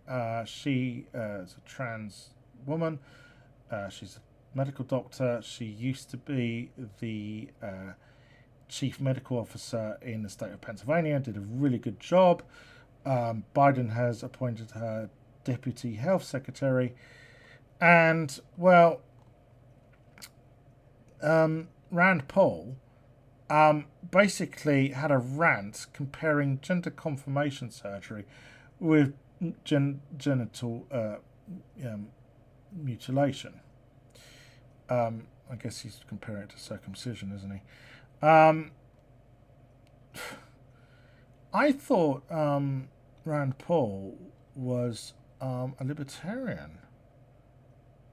Well, his dad certainly was. Rand Paul, do like that, Rand Paul. I always remember someone saying that. The best thing I heard recently that Ron Paul had a stroke, so he's going to probably make more sense now. But I always remember what Steve Shives said about Ron Paul, and about he did this video of 5 stupid things about Ron Paul. It's a few years old now, but he said in it, he said, "Oh, Ron Paul's got a lot of young supporters. Is it because they believe in fiscal discipline and balanced budgets and government living within its means, or is it because Ron Paul wants to legalise pot?" I thought that was probably the best line of Ron Paul ever. So anyways, let's listen to what Rand Paul says. Of course, I'd also point out that Rand Paul was named after a certain Ayn Rand. Senator Paul. Genital mutilation has been nearly universally condemned. Genital mutilation has been condemned by the WHO, the United Nations Children's Fund, the United Nations Population Fund. According to the WHO, genital mutilation is recognized internationally as a violation of human rights. Genital mutilation is considered particularly egregious because, as the WHO notes, it is nearly always carried out on minors and is a violation of the rights of children. Most genital mutilation is not typically performed by force, but as WHO notes, that by social convention, social norm, the social pressure to conform, to do what others do and have been doing, as well as the need to be accepted socially and the fear of being rejected by the community. American culture is now normalizing the idea that minors can be given hormones to prevent their biological development of their secondary sexual character. That's a lie. Puberty blockers aren't hormones. Next. Also, I kind of think it's what is mutilation for me is to have something in between my legs I don't want to have. I never wanted to have. The fact that I wasn't even allowed to socially transition when I was a kid really fucked up my adolescence. Thank you, Rand, and your stupid conservative fucking view. And I'd find it highly offensive that you compare gender confirmation surgery to genital mutilation. This is the kind of shit we have from fucking TERFs. Yeah, this is all about, and the thing is, this has got fuck all to do actually with any real concern for trans people mutilating their genitals. Okay, and let me tell you something, right? If trans people don't have surgery, they do end up mutilating their fucking. Some do end up mutilating their genitals and end up in a far worse fucking way because they don't want the genitals they've been born with. Okay. So,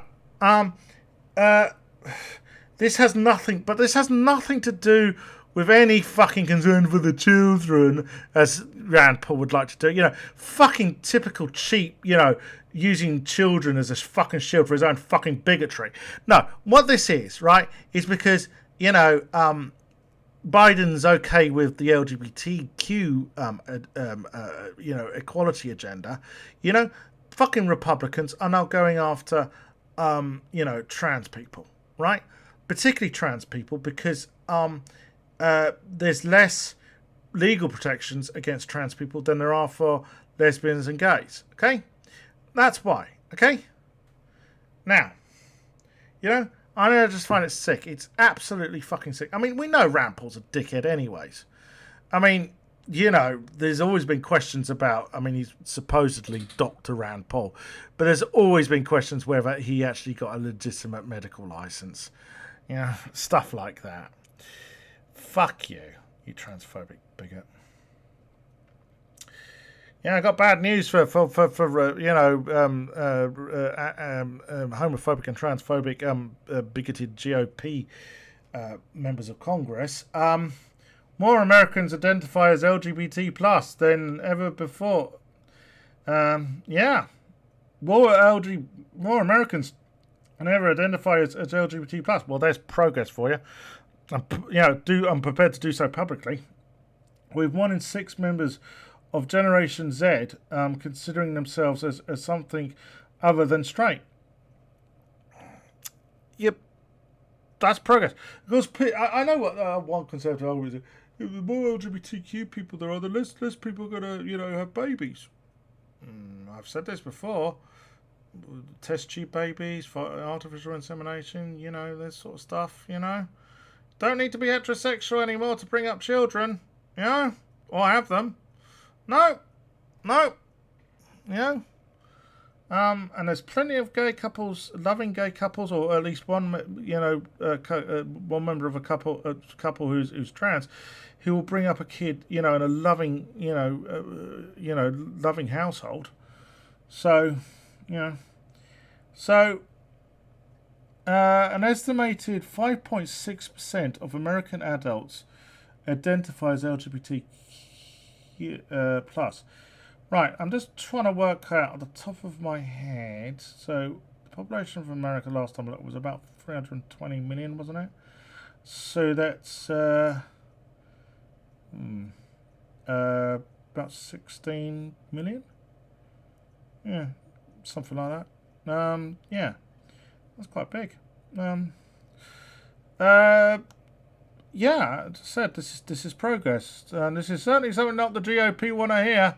Not in that current, not with that current, intake of gobshite, Christian bigots for congressmen. I am not joking. Right, I actually thought this was when I first saw this headline. I thought, oh fuck, they must have been trolling. They must have been. But supposedly this is going to be done without any irony. I mean, Rush Limbaugh, the man who used to play. He used to celebrate the deaths of gays and lesbians from AIDS whilst playing disco music. Fucking Republican, asked for a moment of silence for Rush Limbaugh during the LGBTQ Equality Act debate. I mean, fucking hell, yeah. No sense of fucking irony. Hold on, here we are. Request at the desk. Unanimous consent. My request is to allow a 30-second moment of silence for the passing of Rush Limbaugh, one of the greatest radio hosts ever, and make that as a formal request.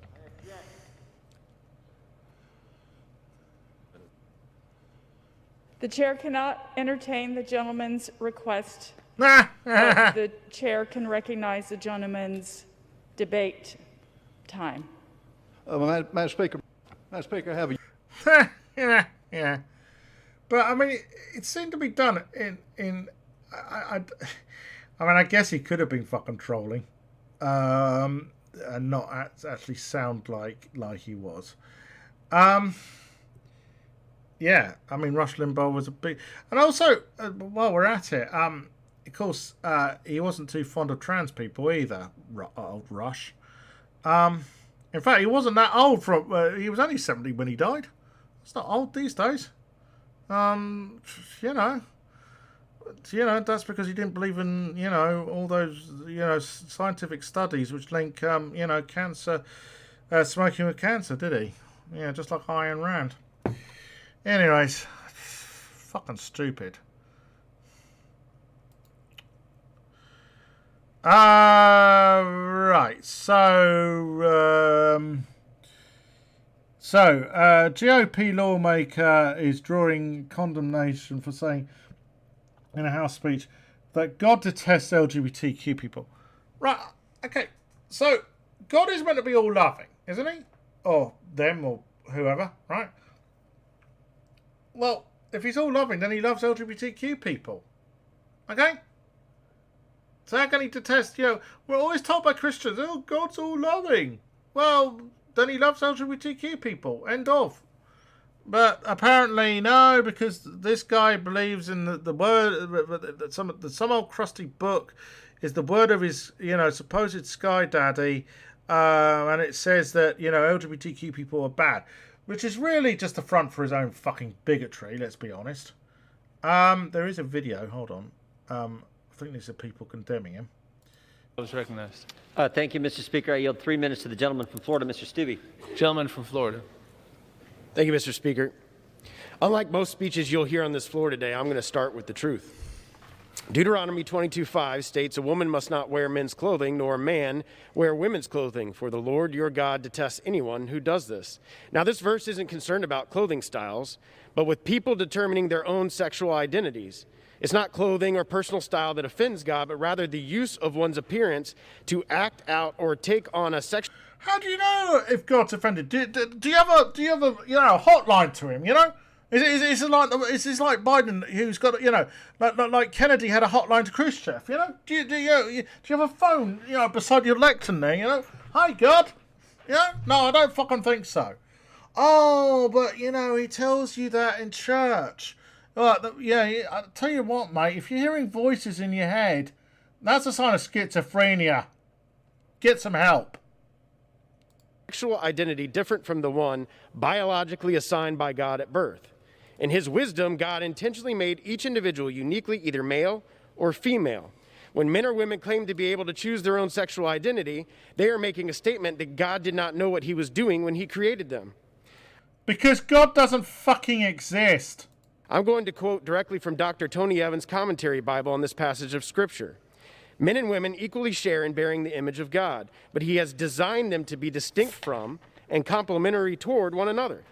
The gender confusion that exists in our culture today is a clear rejection of God's good design. Whenever a nation's laws no longer reflect the standards of God, that nation is in rebellion against him and will inevitably bear the consequences. Gentlemen will suspend. The House will be in order. Gentlemen may continue. I'm going to read that line again. Whenever a nation's laws no longer reflect the standards of God, that nation is in rebellion against him. And who are you to decide what standards of God? Oh yeah, of course. Oh yeah, the Bible. Some old crusty book. Fuck me. Here's the thing, right? So, I never get this, right? Why doesn't anyone just, anytime they go, well, it's written in the Bible, why doesn't someone just put out some old other crusty book and say, well, why don't you, live your life according to this old crusty book? Yeah, why don't you live your life according to, some old, edition of fucking Hustler? And will inevitably bear the consequences. And I think we are seeing the consequences of rejecting God here in our country today. And this bill speaks directly against what is laid out in Scripture. Our government, through this bill, is going to redefine what a woman is and what a man is. It can be anyone who identifies in that gender at any time. You're going to single-handedly end women's sports and all of the gains for women's rights contained in Title IX that was passed in this body since 1972. Single-handedly destroying women's sports in the name of equality. How ironic. If biological men can compete in women's sports, then it's no longer women's sports at all.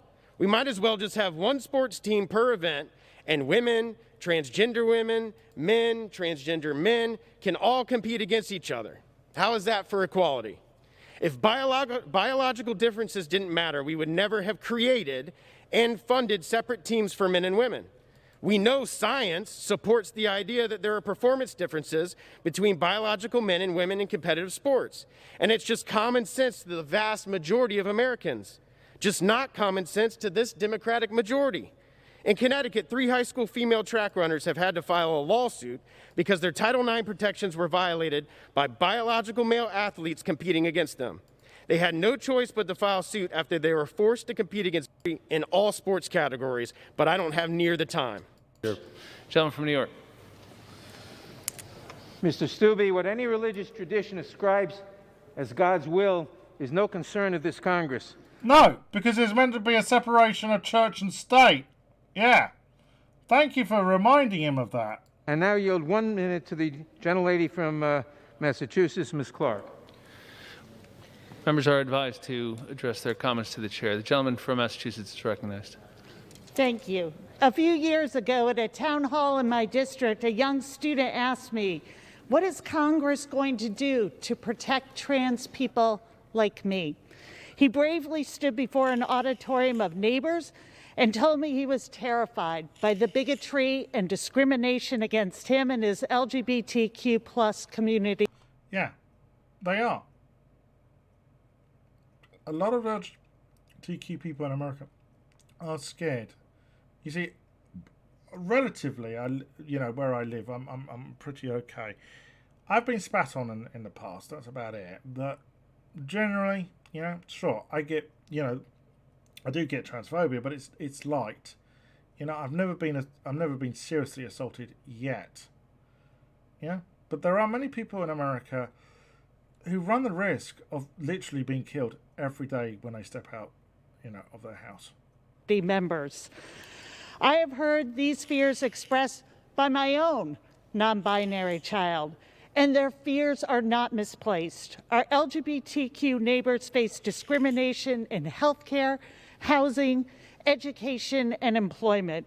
Even here, in the People's House, members of Congress are describing transgender people as something less than. Yes, that's exactly it. Yeah, they think we're freaks. They will treat us like, second-class citizens. I'm wondering, actually, I do obviously, know something about history, but I'm sure there were, shall we say, congressmen who opposed the Civil Rights Act. In fact, Rand Paul still does. Yes, he's on record as saying that, funny enough. So, I'm sure the same shit was said then. Now, there is still racism in the United States. We know this, far too much. But there is a lot less than there used to be. As undeserving. So the point is, the LGBTQ Equality Act will help LGBTQ people live a normal life. And that's what most LGBTQ people want to do. They just want a normal life. Free of being harassed for being LGBTQ. And illegitimate. Today, our vote for the Equality Act says to every person, you matter, that you deserve to live your truth for respect and dignity, that there will be no true freedom for anyone until there is equality for everyone. Gentleman reserves. Gentleman from Ohio is recognized. Reserve. Gentleman reserves. Gentleman from New York. Mr. Speaker, I now yield 1 minute to the distinguished gentleman from Texas, Mr. Green. The gentleman from Texas is recognized.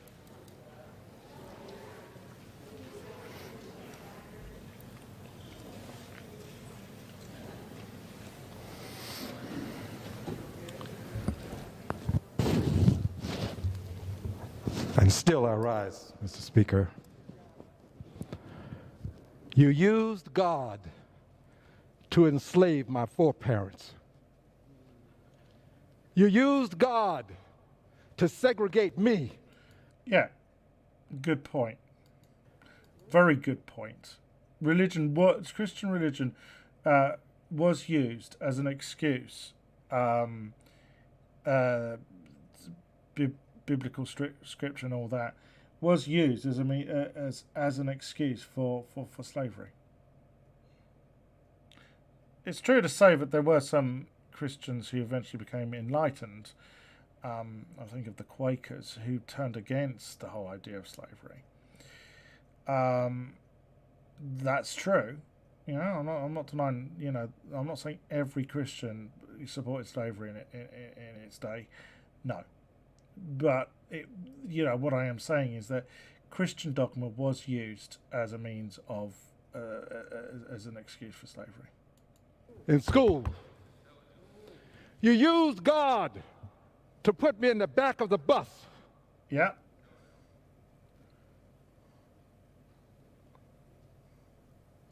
Have you no shame? Yeah. God created every person in this room.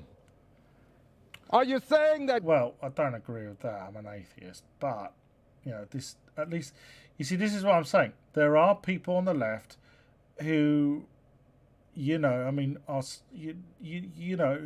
their belief in God spurs them on to actually do good things, not bad things.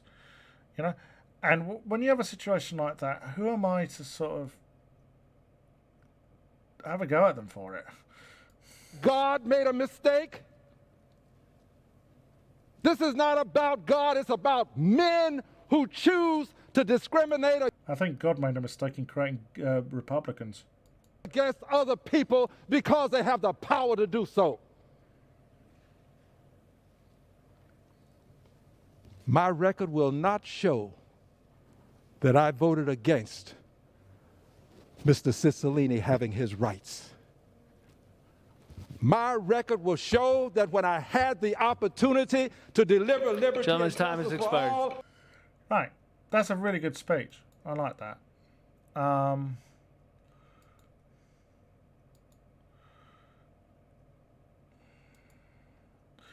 So, if it isn't Marjorie Taylor Greene, it's Lauren Bobbitt. Oh, fuck's sake. I mean... They really are a double act, aren't they? In the GOP, because it mentions here that Marjorie Taylor Greene went on some unhinged rant the other day, which I covered, about how the LGBT Equality Act was going to hurt Christians. Well, it was going to prevent Christians from being bigots. Anyway, so Lauren Bobbitt's been at it and using, basically LGBTQ stereotypes. And not the good ones, to basically say why she was opposing the LGBTQ Equality Act. Am I surprised? No. I mean it's like Lauren Bobbitt opposes the LGBTQ Equality Act and uses, smears and negative stereotypes of the LGBTQ community as an excuse. And in other news, the grass is green and water is wet. Yeah. I mean, you kind of expect it. Funny enough, they're both Marjorie Taylor Greene basically were trying to disrupt proceedings, and they both were posing outside their offices. Here's a video.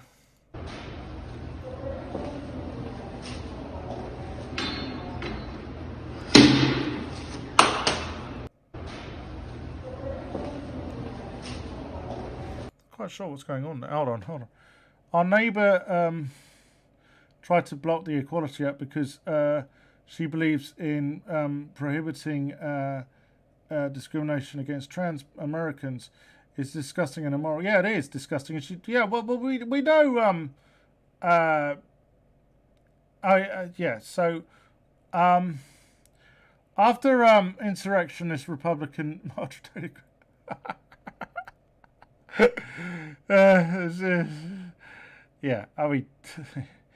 after insurrection, Representative Botha Taylor Greene, Republican from Georgia, decided to hold. Oh, by the way, I haven't included in the running order, but a Democrat has launched a campaign to unseat Marjorie Taylor Greene. Decided to hold up all of Congress as his businesses in a destined to fail attempt to stop the LGBTQ Equality Act from passing the House. One of her colleagues found the best way to get her back, by flying the trans flag outside her office.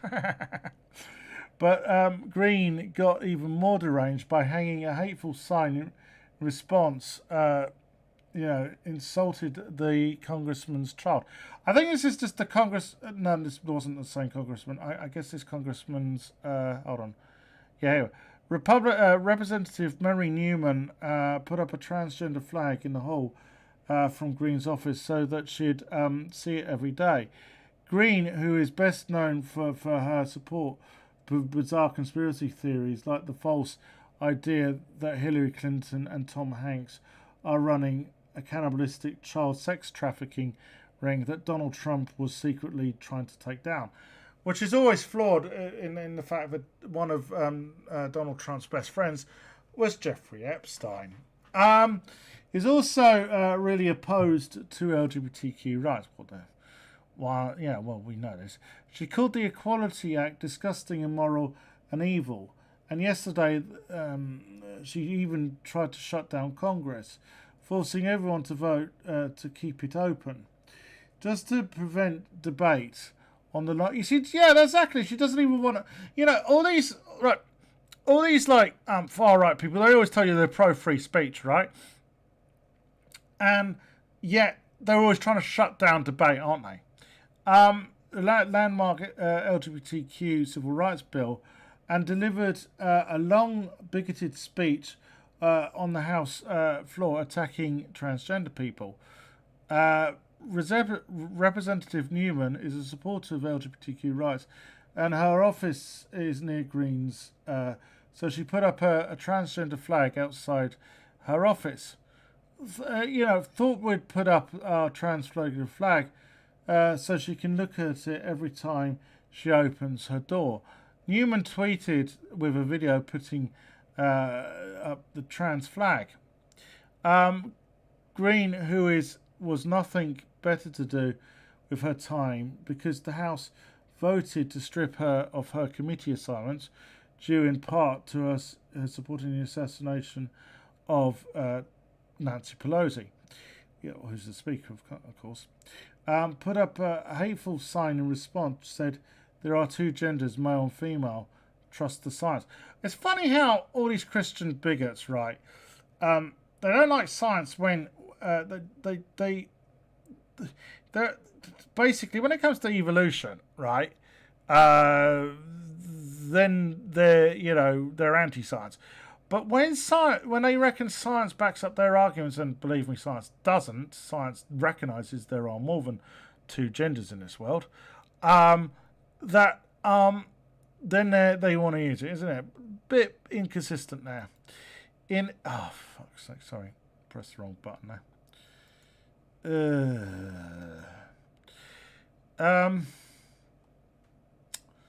Sorry about that. All right. Well, look. You get the message. Right, Pat Robinson. Do I need to explain to anyone who Pat Robinson is? Probably not. The LGBTQ Equality Act will cause God to vomit out America. To vomit out America? Well, Pat, mate, the sight of you and listening to you makes me want to puke. Vomit, a great deal.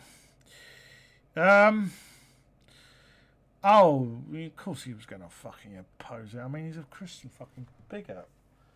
Though, weirdly, he's always gone easier on the trans. He's always gone easier on us trans people, funny enough. So the rumour is he's actually a cross-dresser.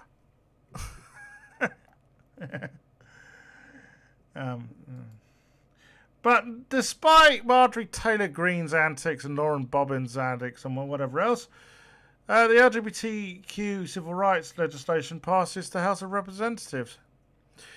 All the Republicans, of course, voted against it. There's a surprise. The Republican Party, the party of exclusion. Now it's got to get past the Senate. I think that might be a little harder. There might be some conservative-leaning Democrats who might vote against it. And let's remember, the Democrats have control of the Senate. They just have control of it, right? It's like, so it's no big majority. So we'll see. Hopefully, fingers crossed. Yeah, I really do hope that it gets past the Senate. This would be an important piece of legislation, and it would help a great deal many of people who, some of whom I actually care about, because some of them happen to be good friends of mine. So, yeah, that's good news. Yes, Splatoon 3. So this is a story I have to admit, I've had in my bookmarks folder for about a week. Nintendo Direct gave us our first glimpse of the newly announced Splatoon 3, including its character customization options, which includes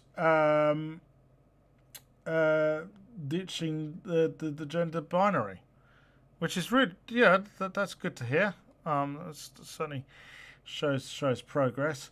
However, one person didn't seem, well, they seemed a bit shocked by Nintendo's announcement. Yeah, Rose of Dawn. Surprise, surprise, surprise. I mean, the thing is, I'm not sure if this is actually that announcement, or if it's just generally an announcement that there was going to be a Nintendo Direct stream. But we know that Rose of Dawn is a true scum bigot, so she's not going to be in favour of ditching the gender binary, is she? So, talking of games, so Games of War developer proudly comes out as trans. I am happier in a way I have not been before. Yeah, it's true. You're going to feel a great deal of liberation and emancipation, my darling. Kate Rayner, studio technical director at the Coalition, has proudly come out as a trans woman. The Coalition is a developer behind the popular Xbox Series Gears of War, exclusively to Microsoft's platform. Yeah, that's true, so I never play it. This is something I have been carrying on me for many years. Yep, join the club. And it feels great when you liberate yourself. And I'm finally ready to tell you, she said on a Twitter post, good on you, hon. Good on you. She's not actually the only trans woman involved in game development. Rebecca Hyman, who was involved in the development of Doom. Yes, I said yes, Doom. Remember that from the 90s? Yeah, she was involved with that. She's trans. She was also a former Space Invaders champion. I'm trying to think of the top of my head if I can think of anyone else. Well, there's a rumor about one game developer, very well-known game developer. I can't mention the name because it wouldn't be right for me to out them, but they probably are trans. I'm not going to say who, other than Rich from Review Tech USA seems to have a bit of an issue with them. Anyways. Yes. So, yeah, how the world's, this is an interesting article. This reminded me of something, actually, how the world's first gay rugby clubs saved lives, smashed stereotypes, and changed sport forever. Yeah, okay, so, I don't know if it was the late 90s or early noughties, sometime around then. There was a program called Living with the Enemy, and the whole idea was like someone who had like an opposite point of view went to spend time with. I'll give you an example. Tim Montgomery, the well-known Tory pundit, who was even more of an arsehole back in the 90s. One of the episodes, he went to live with a single parent family, because at the time the Tories were having a go at single mums. Remember, single parent, kids with single mums.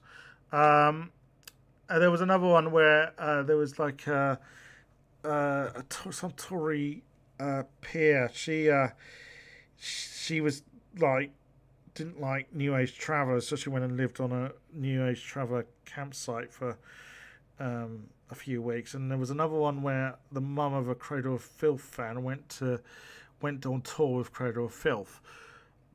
By the way, I think Cradle of Filth is shit. That's my personal opinion. Anyways, just attention-seeking shit. So there was one episode where a couple of homophobes who played for some rugby club up in Yorkshire came out and actually played with this rugby club down in London, who were all gay. And, because, the thing is that, like, everyone seems to think gay men are pansies. No, I know some pretty hard fucking gay men.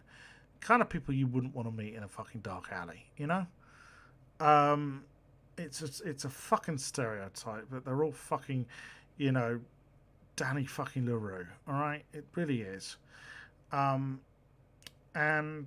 anyways, this reminded me, I tried to speak about this a few weeks ago, but funny enough, I was dying for a piss and it was towards the end of the show. And I fucked it up. So I'm going to try and explain this again. So anyways, tomorrow is the Six Nations. Now, unfortunately, the game on Sunday has been postponed because one of those, it's members of one of those teams, there's a load of members of one of those teams who've all tested positive for COVID. So Italy,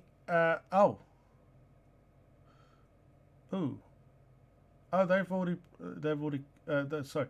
Yeah, so Italy are playing Ireland tomorrow. Well, Ireland will win that.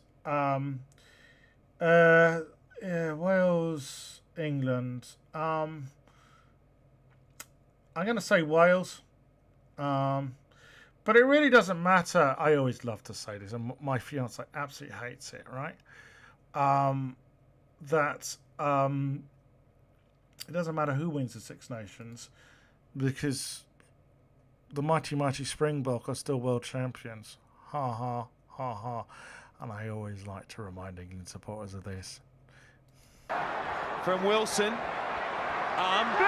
Mapimpi putting him behind for look at that! Back to Zoli! Mapimpi!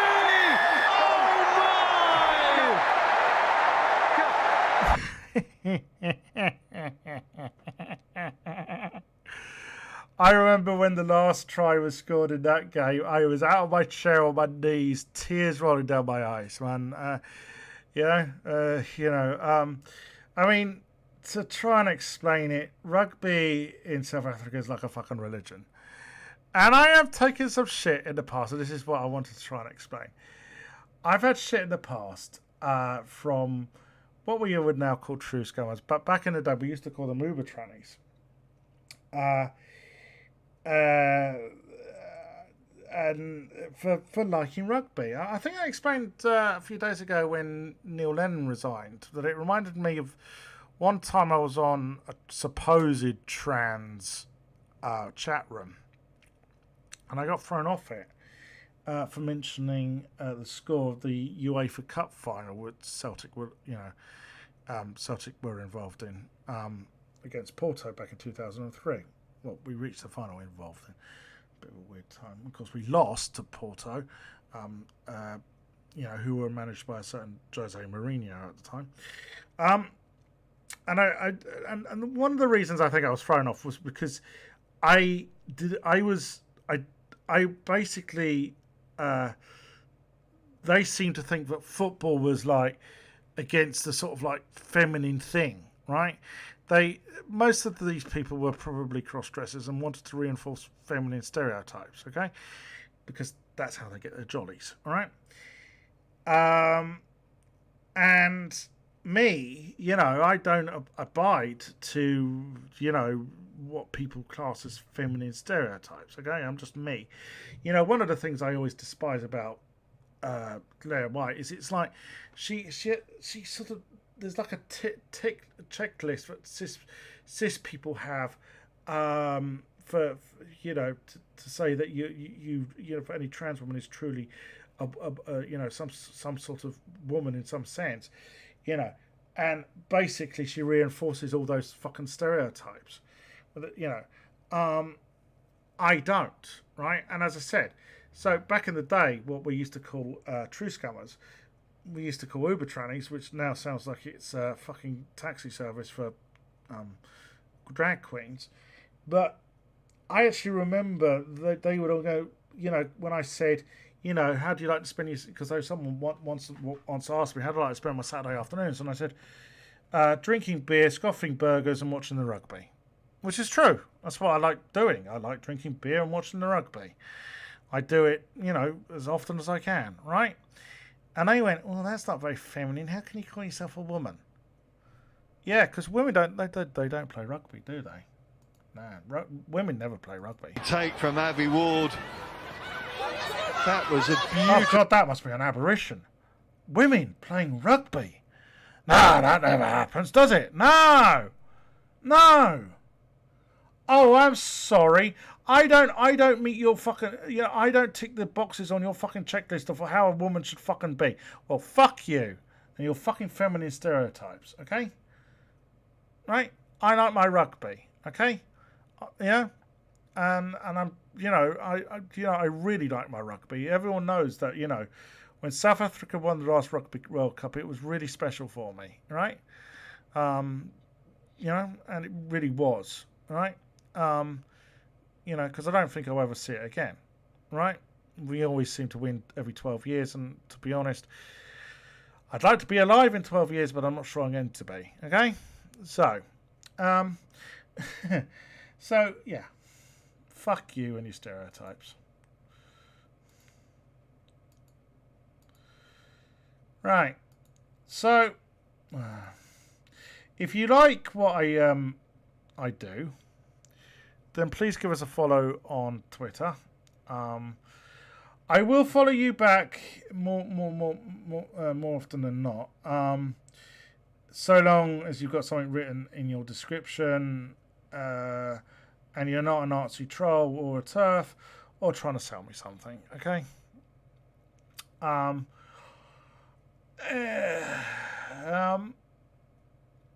You can also, if you like what I do, sub me every month, support me every month to help grow this channel, help me do more with it.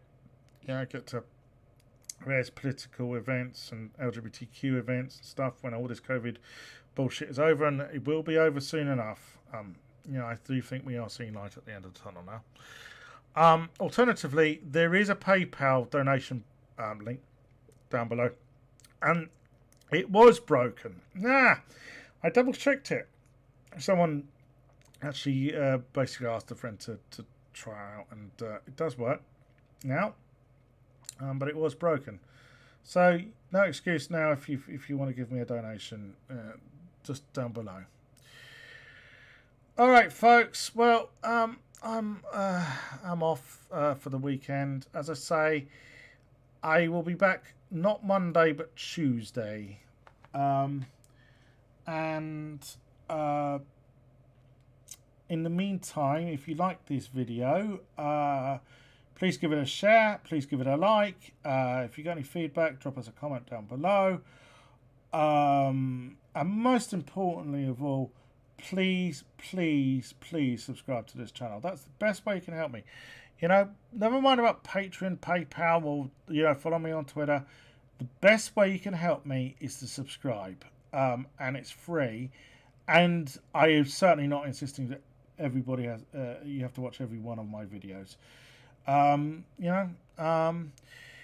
Anyways, in the meantime, have a good weekend. Take care of yourself. Stay safe. And peace out for now.